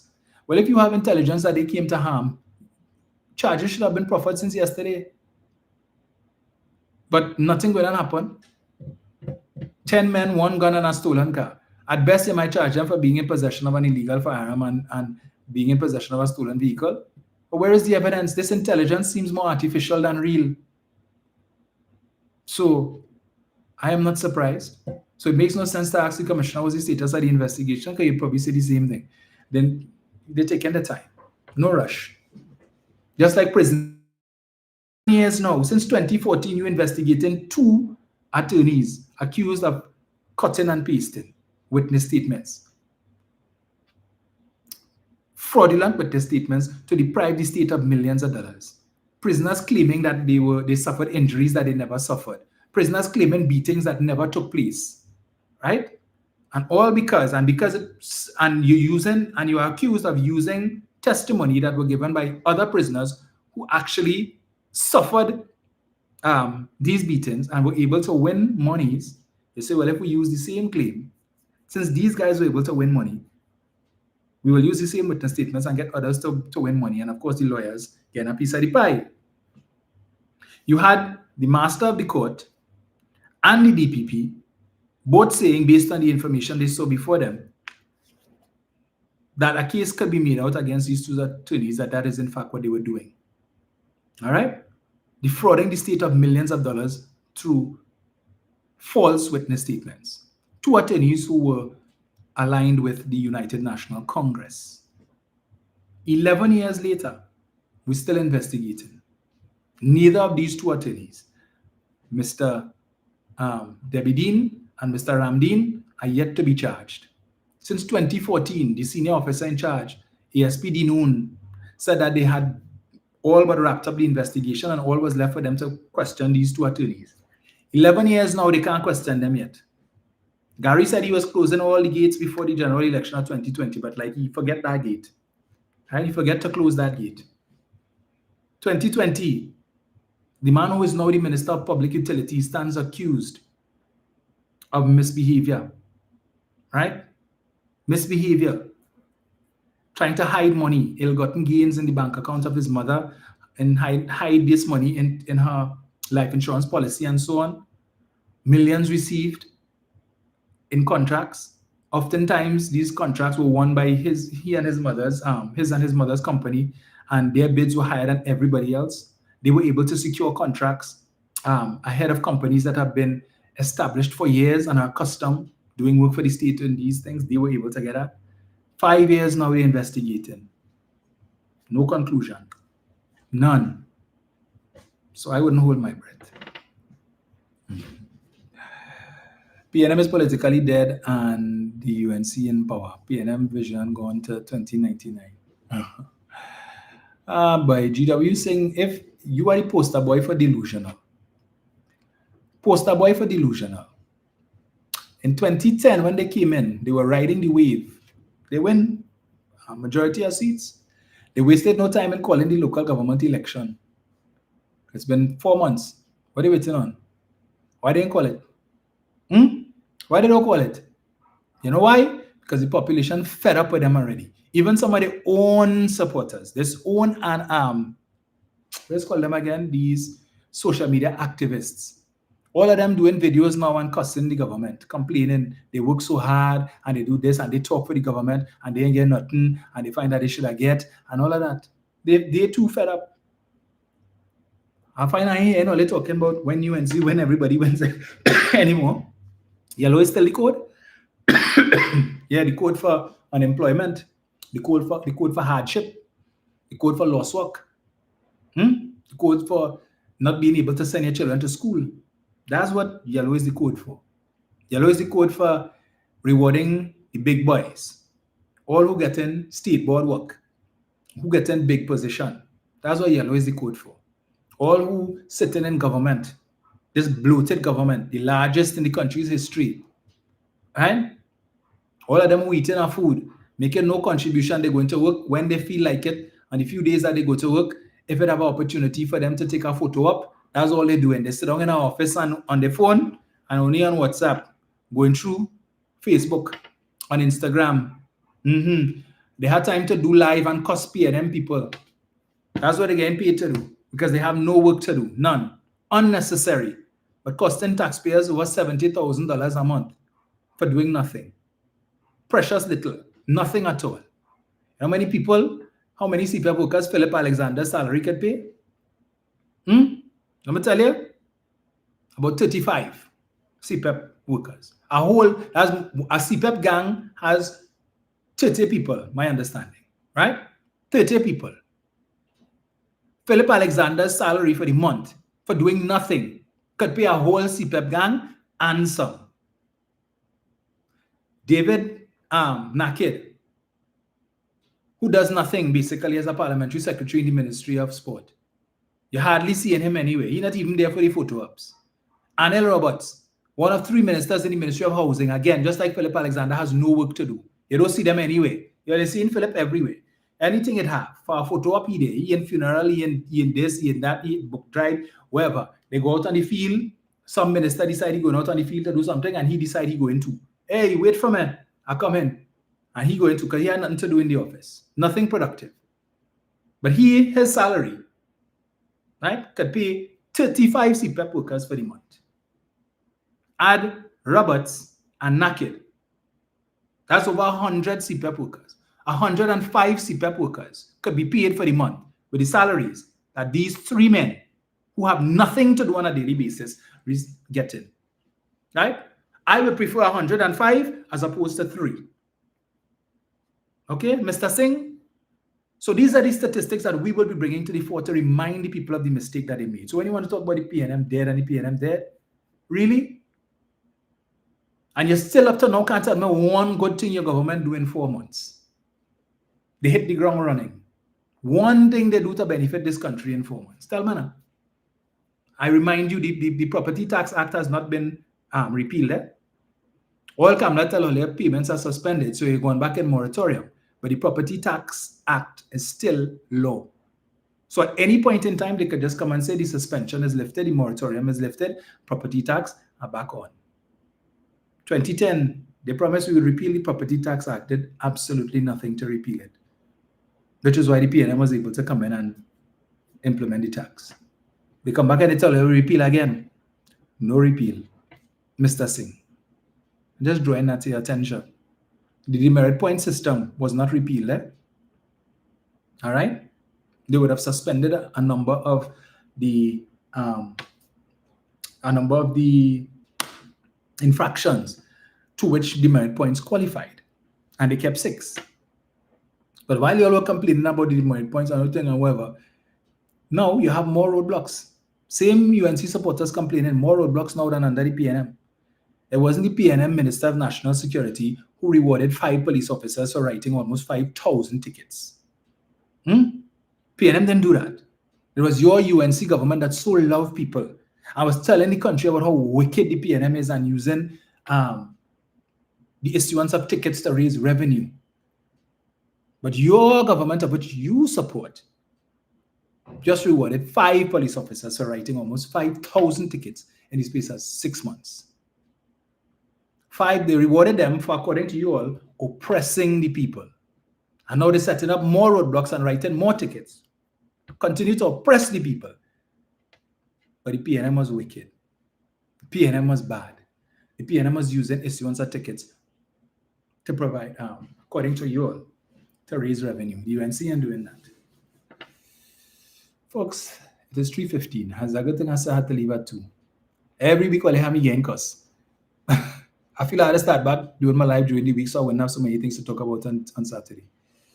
Lovely one is saying Naked in Jordan, talking rubbish on the socials every day. Oh, so you're going from Lebanon to Jordan now. Papa, yo. Yeah, but when you're getting $70,000 a month to do nothing, you can afford to do that, right? Up on a plane and like yourself.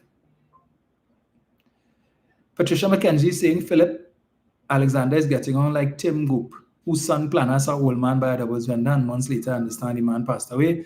The man used to write letters to the newspaper editor. Wow. Jimmy is saying, tell that foolish thing that this government is the most unpopular government in 4 months. Well, Jimmy, if he don't know that, them only pretending, no.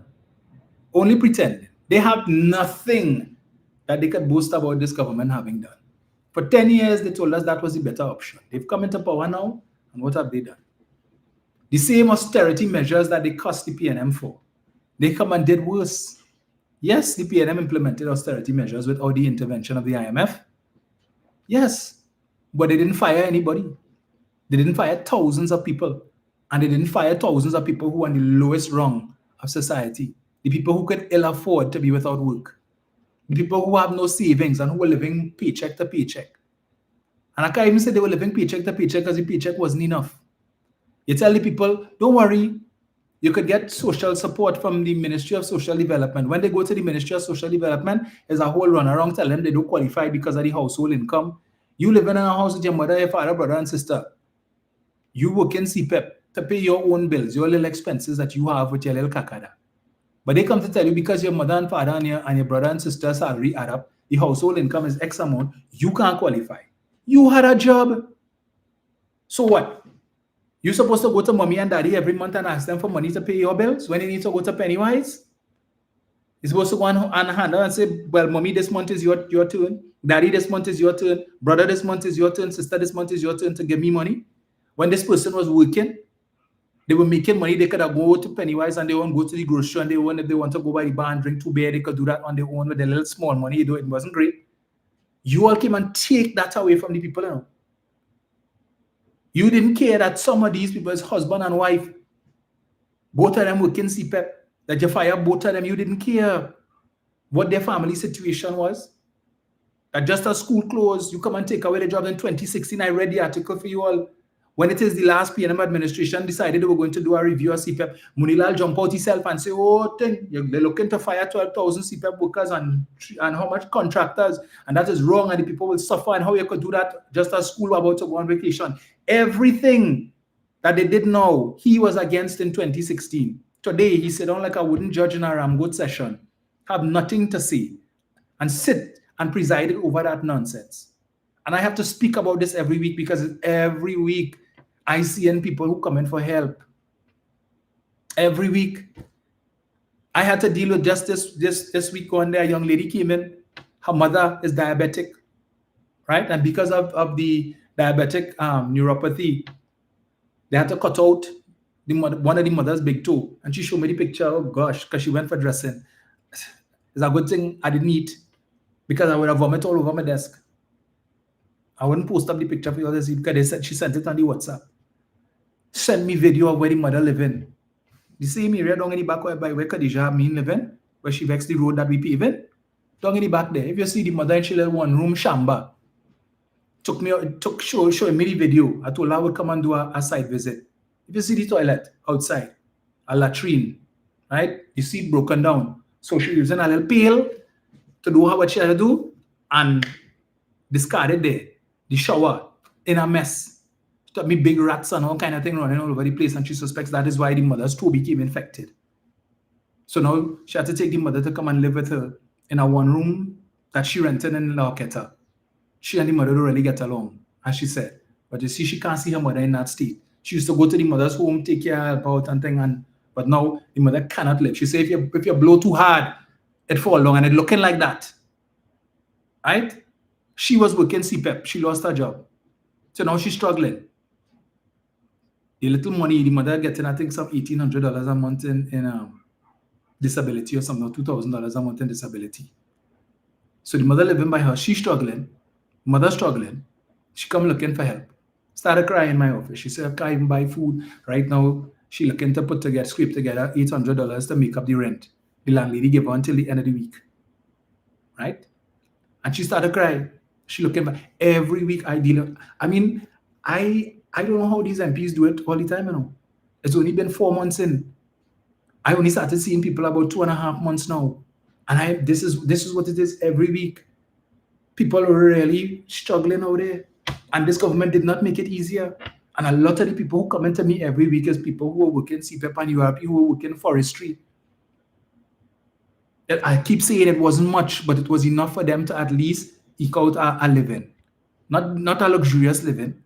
Enough for them to buy food, pay 1 or 2 bills, and try and see if they could make it through till the next fortnight. And that is how they were living. Some of them have a little food card. But this young lady, she has no children. But what about those who have 2 and 3 children? Thank goodness we were able to give out school bags. One young lady sent me a list. Again, from in the back by where Khadija Amin living. 2 lists, one with 21 names and a second list with 15 names of young people, of students who need help with school bags and stationery. 36 names she sent me. Right? I do have that many bags left over. I'll give her what I have, but you know, and hopefully with the remaining vouchers that we have and stuff, see what we could do. But it's real. And this government has to take blame. But the supporters want to come on here and talk rubbish about OECPEP shut down because of PNM bubble and whatnot.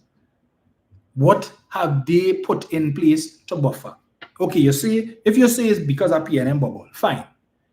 If you want to claim that the ministers was involved in bubble, you could do that. You want to claim that the contractors was in bubble, no problem. But the workers, the people who are getting up every day and putting on their green uniform and going in the hot sun and cutting grass and holding up this thing to prevent debris from hitting people's vehicles, they weren't involved in any bubble. Because you were seeing them doing the work, right? But as Mr. Elder said, they are collateral damage. As Philip Alexander said, sometimes you have to burn the garlic before you chunk the dal. You hear the kind of language they're using? You have to burn the garlic before you chunk the dal. So in other words, some people had to feel it in order to fix the problem. Some people had to hurt. And who are the ones hurting? Not the people who have a buffer in the bank account, you know. Not the people who could afford to go 1 month, 2 months, 3 months without a paycheck and the bill's still paid. No, they are the ones who are hurting. They are the ones feeling it. The ones who feeling it is the ones who, even when they get paid, before they even get paid, the money done. Because every dollar has its owner, just waiting for the fortnight to come so they could collect. They have nothing left over, struggling. So who trying to make ends meet with a little side hustle? When they go and they use the waka to cut a yard or 2 and they could make a little money to make some groceries or something just to get them through the week. But these people who are in charge now, they don't understand that. Kamla Prasad likes to talk about when she grew up as a child and she grew up in the cane field and all of that. And that was many moons ago. She forget that. Now she living in a how much 1,000 square feet palace, living off of the state, receiving $87,000 a month as prime minister plus 20-something thousand, almost $30,000 or so as member of parliament for Siparia, liking herself. She good. She just a couple of days ago, I was listening to the news where they said the media called her and she was saying that she was at some book bag distribution in her constituency and how many people reached out to her and asking her for help and so on. What has she done to help them? What has she done? Nothing. You help a few in your constituency. And people from your own UNC constituency is reaching out to me and my colleagues for help.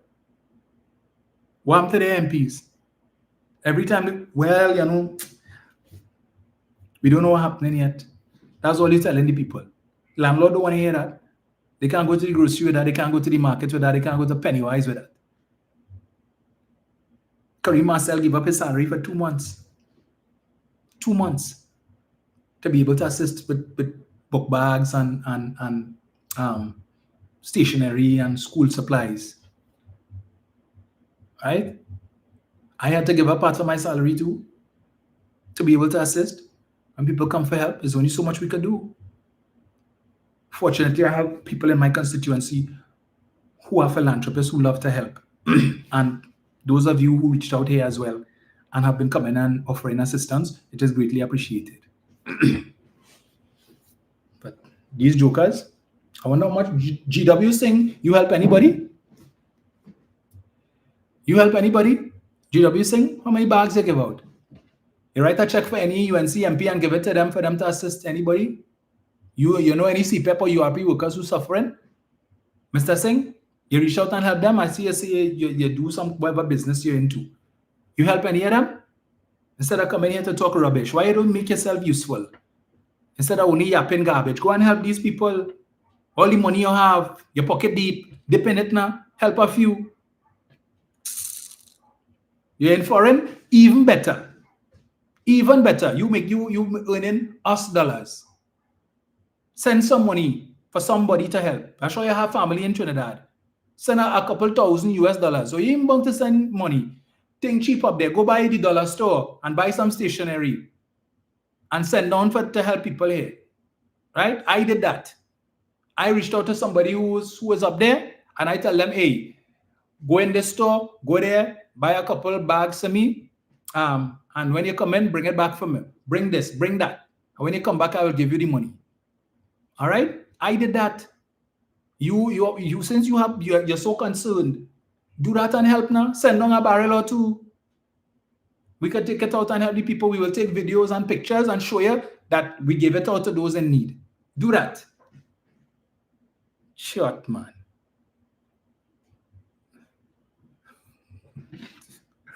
Being in foreign is no excuse, sir, because you're all up in Trinidad and Tobago business and what's happening in the country.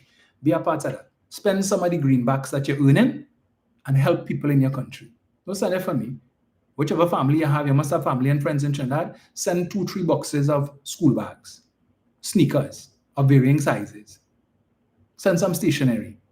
People will always need that. Because as I read for you just now, that young lady, daughter going in standard 1, and up to now she hasn't purchased one thing for her daughter. Not one thing. So she's still in need. I have plenty more like her outside there. A lot of children will be going to school tomorrow and don't have all the books and don't know when they're going to get it. And they have to go through the hardship of when homework is assigned, they can't do the homework because they don't have the textbook. Right? Unless they borrow some friend textbook and go and photocopy a few pages. Otherwise to that. They can't do it, so they have to, when they come to school in the morning, let me borrow your book now. Or let me copy you, let me see what you do for the homework. Until their parents are able to buy the textbook for them. Right? Some of them might get 3 shirts and have to be washing it. Every day they come home with a wash a shirt so that they could, because 3 shirts have to last for 5 days. Some of them have to make sure they take care of that one pants until they could get another one. That's the struggle that they're going through. Meanwhile, where Pasabi says her grandson, all these children who are going to school tomorrow, none of them ever jump on a plane and went Brazil for a World Cup. They don't know what that is. She don't have any children to spend money on, so all her money just piling up in the bank. Who's she helping? She could pick up the phone and call her financer. This is Kamla. Yes, Prime Minister, what you need? Well, I need so and so. Yes, Prime Minister. Yes, Prime Minister. I heard it has some of them who now trying to curry favor with her, trying to send money for the party, and she tells them, send it back. She not entertaining, no talk with them. She not interested in them, right? All of them want to come forward now and bend the knee and kiss the ring. She rejecting people and all from doing that. She don't need all that anymore. She don't need all that. Tell them take that money and go and help now. Look good, we. Hey boy. Yes, blessed one, the scrap iron dealers. So disappointed in Mr. Ferguson. So disappointed. I tell you, everybody now willing to bend the knee and kiss the ring. I saw a clip. President of the United States had a dinner a couple nights ago with all of the heads of the big tech companies and social media companies. So people like Tim Cook from Apple, Mark Zuckerberg from Facebook, Meta, the CEO of Google and Microsoft, all of them was there. And so everybody took turns praising the president. And the question was put to Mark Zuckerberg as to how much money Facebook and Meta intends to spend investing in the US economy. And he said he estimates about $600 billion through to 2028. And then afterwards in the off mic now, when he's talking to Mr. Trump, he's apologizing. He's like, I'm sorry, I didn't know which figure to go with. He didn't know which figure to go with, so he's apologizing. Anyway.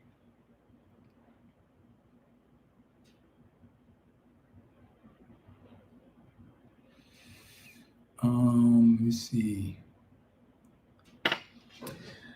So let me go and do my MP work, It never ends. People, they get a lot of invitations on people having events and they want the MP to show up. And I try to show up as many events as I can. Even if it's just to lend support. And I meet a lot of people at these events who tell me some of their issues, and I try to see how we can help. This coming week, I intend to reach out to a lot of my corporate constituents, like Arawak. I met somebody recently who is, I think, a supervisor at PriceMart, which is also in my constituency. So he told me if you need help. So I'm going to ask them if they have any. I know usually at this time of the year, heading into Christmas, they usually hire people on a short-term basis. So to see if we could get any work there. And some of the other companies on the industrial estate, Grand Bay. Before I go, let me just touch on this. Grand Bay people, right? Which the UNC referred to as the toilet paper factory. You know that company that the last PNM administration would have provided the $5 million loan guarantee for with the Exim Bank so that they could have been able to pay off some of their debts and so on and keep the company alive. And the UNC criticized the last administration for that. In fact, you all would have heard me in I think it was in my, is it the first or second contribution in the parliament, respond to Saddam Hussein when he said, accused the last administration of lending the toilet paper factory $30 million, and he showed that they never paid back the $30 million. Well, first of all, as I've said, it wasn't a loan, it was a loan guarantee, so there was nothing to pay back. All they had to do is to pay back the loan that they took from wherever, and once that loan was repaid, the guarantee was dismissed, right? So if they didn't pay off the loan, then the government would have had to find the $5 million to pay. As a result of that action by the former PNM administration, Grand Bay people was able to pay off their debts, and today they are a thriving company. One of the more successful companies in my constituency, right? They are one of the biggest employers of persons from my constituency. But they are only able to do that. Why? Because the last administration had the foresight to assist, to save over 400 jobs at the time. And since then, they've been able to hire a lot more people and are still hiring. So a lot of people in my constituency who are probably former CPEP and URP workers are today earning an income because of the foresight of the last administration.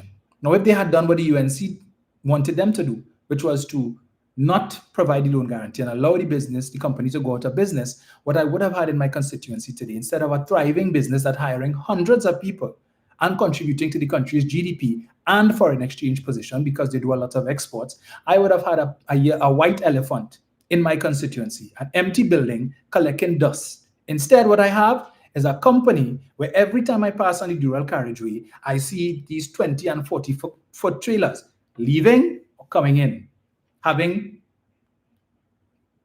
made their deliveries and they're coming back to load up again, or on their way to take some of these containers to the ports or to take them to various supermarkets and so on to offload. But they cost the PNM for that. Up until this day, the supporters still bad talking the PNM for that, where they give a $5 million US loan and today that company is thriving and hiring people. And it is one of these companies that I intend to reach out to see what vacancies they can assist with, right? And others. Fortunately, when we met, I was able to meet with the general manager for TCL, the general manager. He's the head honcho, El Capo de Tutti Capi. He's the man in charge of Trinidad's operations, Guyana's operations, Barbados operations, and Jamaica, right? And I was able to meet with him on Friday gone, and he gave me a commitment that they are willing to work with me in any way that they can, aside from providing the material for the paving of the road, to assist with some employment as well and some other aspects of community development.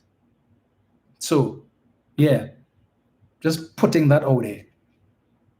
People need help, and we're not trying to politicize this thing.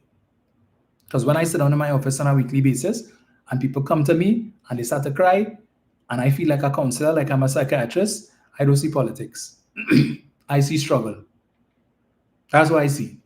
It's not about PNM and UNC and red and yellow at that point in time. Because these people, some of them I know are UNC supporters. They don't care that I am PNM. They come into me for help, and I have been able to assist. Yeah. no Rising Sun and no Balize there, because they can't go in the grocery and say, I am a supporter of the UNC, and they leave it a bag of groceries. They can't go into Charon's or Mohammed's and say, I am PNM or I am UNC, and they leave it a book list filled. That's not helping them. So,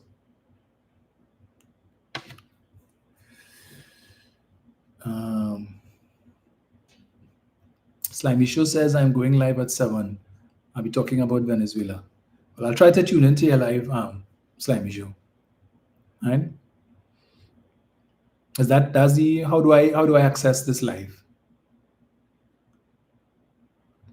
Are you on Facebook or YouTube, as Nyabo is asking? I too would love to hear about Venezuela. It was interesting. 2018, Ansel Roger and the unions were in support of Mr. Maduro, right? They were defending Mr. Maduro back then. David Abdullah, up until recently, he said when Venezuela had the elections, was it last year, that a team from the MSJ went and they were observers, and he said everything was above board. He is supporting Mr. Maduro. Where is the trade union movement now to support their comrade? They're saying they're cussing the PNM out thing, and the PNM is Maduro, and Maduro, the Prime Minister of St. Vincent and the Grenadines. He attended some event, the inauguration of Mr. Maduro. Ralph Gonzalez was there. Stuart Young wasn't there. Dr. Rowley wasn't there. How come Olaine cussing he and accusing he of being this and that?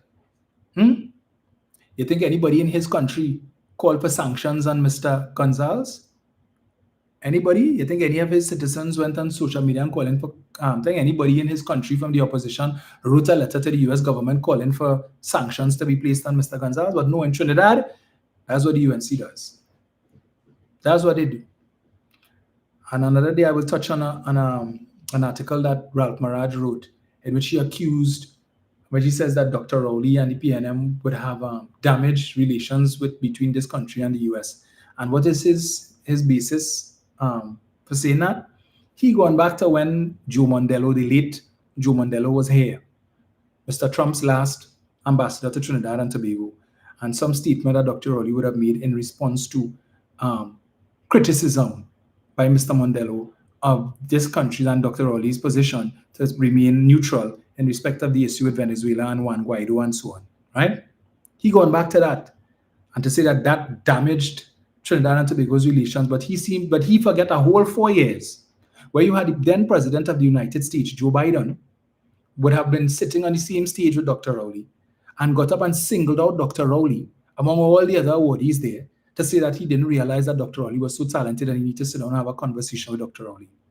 The same Dr. Rowley who would have met on numerous occasions with former Vice President Kamala Harris at the White House, virtually, and other places, right? We had Maxine Waters come here, Cory Booker come here,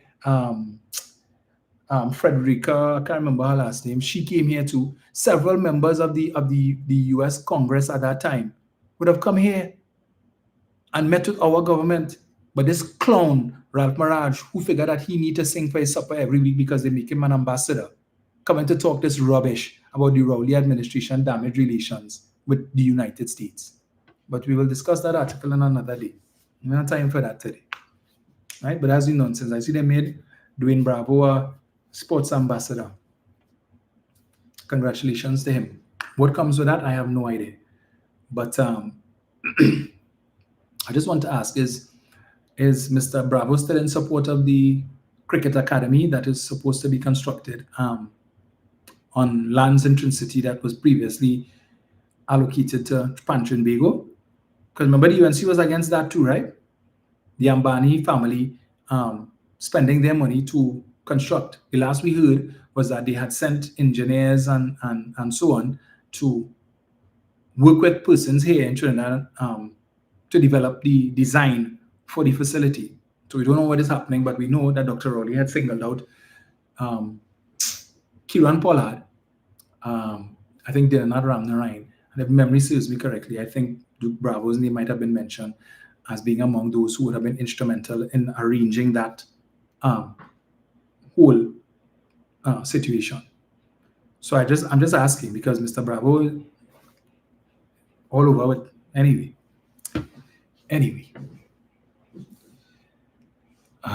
So I just wait to see what's going to happen with that. Mr. Benjamin promised Pancho Bigo that the government will fulfill the promise of the previous administration to build the headquarters. So, yeah. McDonald Bando said they will ban Akash just now. So true. I heard Akash on an interview where he said when he had asked Kamala that question and she buffed him up, the vitriol to which he was subjected by supporters of the UNC. It was hard. He said he has never experienced anything like that before. When he used to ask hard questions at the PNM and Dr. Rowley, PNM supporters never cussed him out so yeah. But the minute he asked a tough question of Prasad Bisesa, and it seemed as if he was challenging her, and yeah, buff, boy, woe be unto him. That's how UNC supporters are. Folks, it's been nice. We will chat again. Let me see. Did Slimy Show say he'll also be discussing conspiracy theories too, starting with Lisa Morris Julian? Okay. Well, but you still haven't said where you're going to be having this discussion. You know?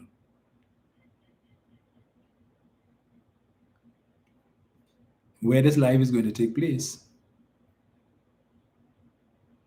I could probably ask Lisa's husband to take a listen, because I'm sure he'll be interested in the conspiracy theories surrounding his late wife as well. So tell us now, Slimy, where can we find this live? I'm genuinely interested to listen to this live. Please. YouTube is blocking you. Why is that? Why is that? I have no problems with YouTube.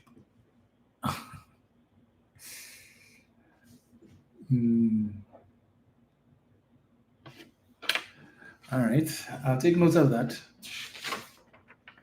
Take a look at it later.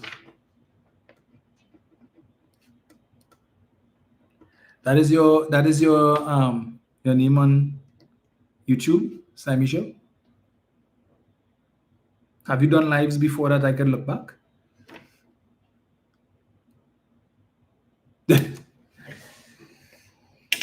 All right, thank you so much. Well, I will tune in later and see. As I'm sure many others on the live will also on the live here will also be looking on. 29 Super C saying it's there at the Slimy Show. All right, I'll take a look.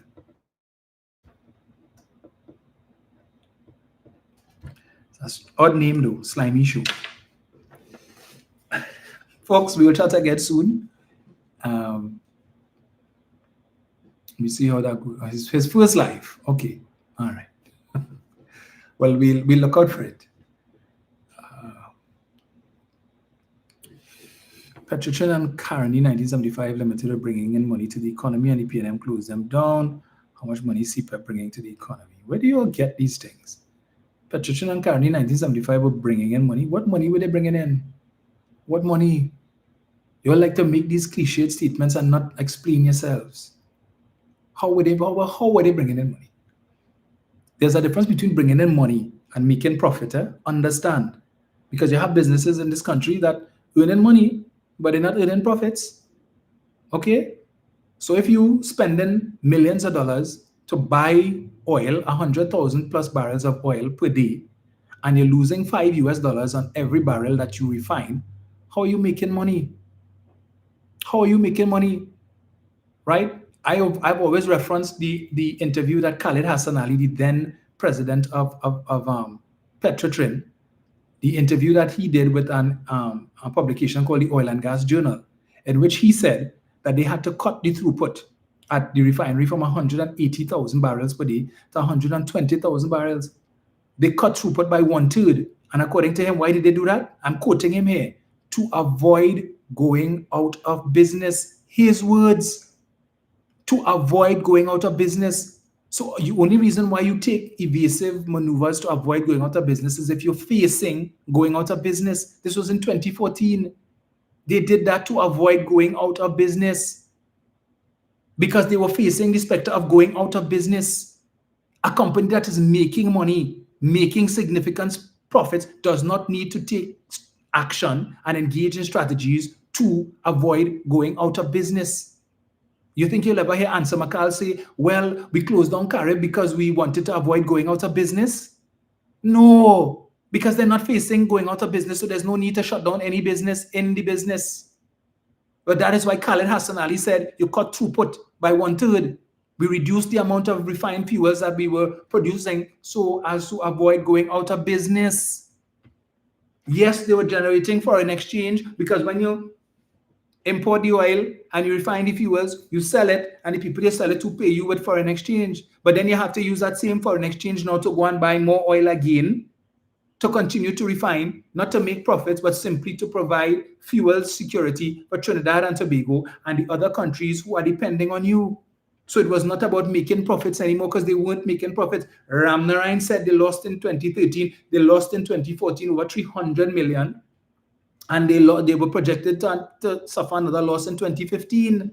And again, I asked the question that I started with. If at that time oil prices were high, production was higher than it was in 2018 when the refinery was closed, how could you be suffering losses in 2014, 2013, 2015 when your production is higher than what it was in 2018? The price of oil is higher in 2013, 14, and 15 than what it was in 2018 when the refinery closed, and you were suffering losses. But people want to tell us that the refinery was making money in 2018 when oil prices were lower, production was lower than the period when they were suffering losses, when prices were higher and production was higher. I cannot understand that logic. If you weren't making money and making profits when the price was high and production was high, how the hell are you going to make profits when production dropped and the price dropped? How that does work? I can't understand it. But you all continue to push that narrative. Why? Because you can't accept what the fact was, and the PNM shut down Caroni. The process of shutting down Caroni started under Basdio Pandey. Rafiq Shah has written countless articles on that, and why the sugar industry was not salvageable. He would know. He came from there. He was part of that movement with Pandey. But you all want to challenge the people who were there and the people who are in the know. Because you all taking silly talking points and running with that because you so hate the PNM, and was the PNM shut down this and the PNM shut down that, or the PNM shut down the railroad. It's the same PNM wanted to put back the rapid rail, right? To move from the old coal-driven trains to steam, to fast trains, electric, and so on. The PNM wanted to do that under Patrick Manning as part of Vision 2020 to make this country a developed nation by 2020. And it's the same UNC who wanted to tell you that the PNM shut down the old train system. It's the same people who challenged it and who are opposed to the rapid rail coming to tell you about the PNM spent 500 million on a feasibility study and all of that. But if you all had not made the mistake in 2010 to put Kamla there, perhaps today we would have had a thriving transportation system beyond PTSC buses that running into people and taking their lives. We might have had a proper rapid rail system in this country as part of. We like to look at Dubai and we like to look at Singapore and compare, and we should have been like these two countries, but we could not be like these two countries. Because Lee Kuan Yew in Singapore, what did he do? When it is that he had opposition, he said if it is that we continue to entertain these people, nothing will get done. Lock up their backside. Without charge, lock them up, and you carry out your agenda and you get things done. We could never have been like Dubai because we never had the kind of oil production that Dubai had. When Dubai producing 6 and 8 and 100,000 barrels of oil per day and 1 million plus barrels of oil per day, at our highest we were at about 200 and something thousand barrels per day. 250,000 barrels of oil could never earn in a day what 1 million barrels of oil could produce. That is why we can't be like, because we never had the income that Dubai had. And when Dubai started producing oil, it was when oil prices was high in the 30s and 40s and 50s. When we were at our heyday, oil prices was $9 and $10. That is why today, Guyana is flourishing because they're producing 650 to 675,000 barrels of oil per day. Trinidad and Tobago never saw that. Never in the 100+ years that we were in the energy industry, we never saw that type of production. And they are producing at a time when prices are 60 and 70 and $80 per barrel. Our heyday, as I said before, was single digit in terms of the prices. How the hell are they expected us to be like Dubai? Come on, man. Every single thing that the Manning administration, the PNM has tried to do to develop this country, infrastructure-wise, the UNC quick to jump up and say, vanity projects. The Port of Spain waterfront was a vanity project. The decision to create government campus was a vanity project. Rapid Rail was vanity project. Rebuilding constructing a new Prime Minister's residence and diplomatic center, vanity project. The Chancery Lane office building that they turned into a teaching hospital, vanity project. The San Fernando waterfront that the last administration was constructing so that San Fernando could kind of look like Port of Spain too, right? They said that too was a vanity project. They canceled that. Everything is vanity project, vanity project, vanity project. So it will never get done. You could imagine if it was the UNC was in office for the period of time that the PNM was in there, how we would Trinidad and Tobago would still be looking. Look, miss me with that nonsense. Folks, that's it for me today, yes? We'll chat again soon.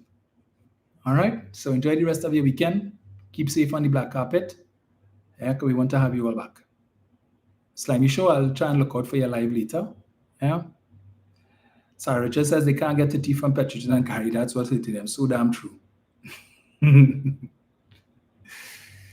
Hazel Thompson is saying most people don't know why Caroni had to close down. Hazel, I will touch on that when I do the next live. Right? I'll pull up a couple of Rafik Shah's articles where he goes in depth into that and talks about the genesis of the shutdown of Caroni that started under the Pandey administration and was completed under the PNM. Yeah, so they could better understand. But it don't matter. It has some people who support the UNC, no matter what you tell them, once it goes against the grain of what they've been taught to believe, they will never accept it. It's called cognitive dissonance. Because some people just mentally train to hate the PNM. The PNM is bad. The PNM must, yeah, because their grandfather didn't get work when he was a boy under the PNM, and since then the whole family hate the PNM. Right? So the PNM and the eyes could do no good. Never mind the fact that they had to tell somebody. I was talking about 60 years of PNM oppression.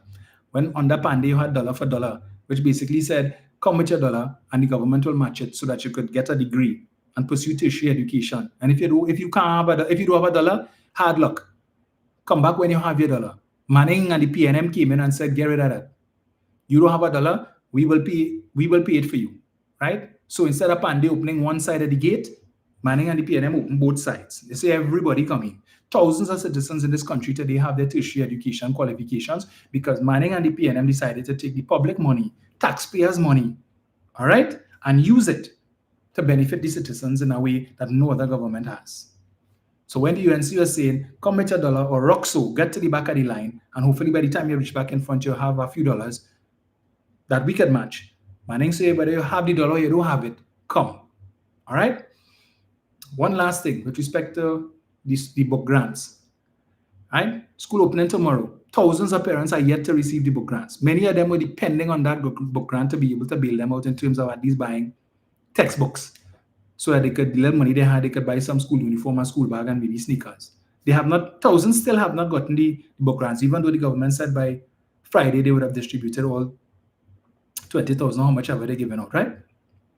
People are calling my office and asking me if I could get information about it. I don't know. The laptops. Yeah, they promised laptops to the Form 1 students. You know what the former PNM administration was doing? Right? And I only learned this a couple of days ago when Penny had her back-to-school drive, book bag distribution, and former Minister of Education, Nian Gatsby-Dolly, was interviewed. And she made the point that the PNM, for the last couple of years or so, was also distributing laptops, but it was on a means test basis, right? So it's not like what the UNC doing. Give everybody laptop, whether your parents have money, you don't have money. Never mind the fact that at home you have two desktops, you have a iMac, a MacBook, MacBook Pro, or whatever it is that you have. You have your iPad and whatever. Forget that. We're giving everybody laptops in Form 1. And what Nian pointed out was that this program that the PNM had was available to students across the board, regardless of form. So it wasn't just for Form 1 students. So if you're in Form 2, Form 3, Form 4, Form 5, and you needed to get a laptop, you could have applied to the ministry, and once they do the mean test and you qualify for it, you'll be able to get it. I have had parents come to my office telling me that, their children have to do SBAs, and they need assistance to be able to purchase a device for their children to be able to do their SBAs. One mother said she purchased about 5, what is called it, boy? I forget the name of it, yes, right? The drives, right? She purchased about 5, but she said she need help to purchase a laptop for the daughter. Under what the PNM was doing, her daughter would have qualified to be able to apply to the ministry to get a laptop. Now, they have taken the retrograde step that they only providing laptops to the Form 1 students, and the other students now who they don't have that facility anymore to be able to apply to the ministry to get a device. So where the hang is swing, where fall tell, where are they going to get now to be able to do their SBAs, which is part of the examination protocols for them to get their CSEC passes. So when all they want to cost the PNM, I know the PNM this and the PNM pressure and so on, the PNM's policies in place catered for all across from Form 1 to Form 6. This government has taken the retrograde step to just go back to Form 1 because that's the populous thing to do. And the other students now who need help, now that they're in Form 4 and Form 5 and going to start SBAs and need a device, can't have access to it. So their parents who are already struggling had to try and find a way to be able to see what they could do to assist. Yeah? All right. Well, they could go. I have a library in Malabar that was constructed by the People's National Movement. So those living in Malabar, you all could go there, and I'm sure they would have desktops. You could probably stick in your hard drive. It's your hard drive here. Oh gosh. And maybe get your stuff printed out there and so on. And you could, because when they had a problem with the library too, how much money was spent, and nobody don't go to the library again. Everybody have a device, and people book now, they're downloading books. They don't read hardcover books anymore. But guess what? The library was no need to read book, right? There are computer facilities there, computer labs, that these children who don't have access and no longer have access to a device, thanks to the government, they could go there and use it and hopefully do their SBAs. Let me say thank you to Minister of Education Daulat and Prime Minister Kamla Persad-Bissessar. Yeah.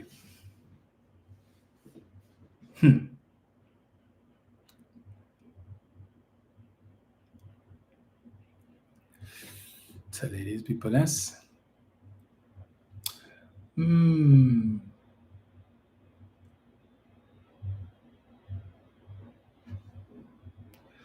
So folks, we chat again soon. Rosemary Bishop says his citizens knew what UNC was and they didn't go out and vote. True.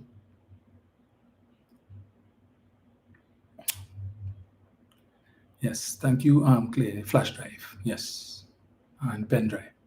Voting has consequences, so true. Yes, Patty, I gone now. Okay, every time I read the comments, something come up and remind me of something I needed to touch on, right? But so we'll chat again, folks. I'll probably see if I could do my live on Tuesday, because this upcoming weekend might be a little sticky. So we'll see. And yeah, I said I will bleep the cuss words. You're too kind. Kurt Shaw says some of these UNC fanatics are so foolish. They have no facts about anything, but when they hear the truth about issues, they think persons are being racist. So true. You're most welcome, Carol. Elections have consequences. Now with that, folks, I take my leave. We will chat again soon. All right. Remember to share the live.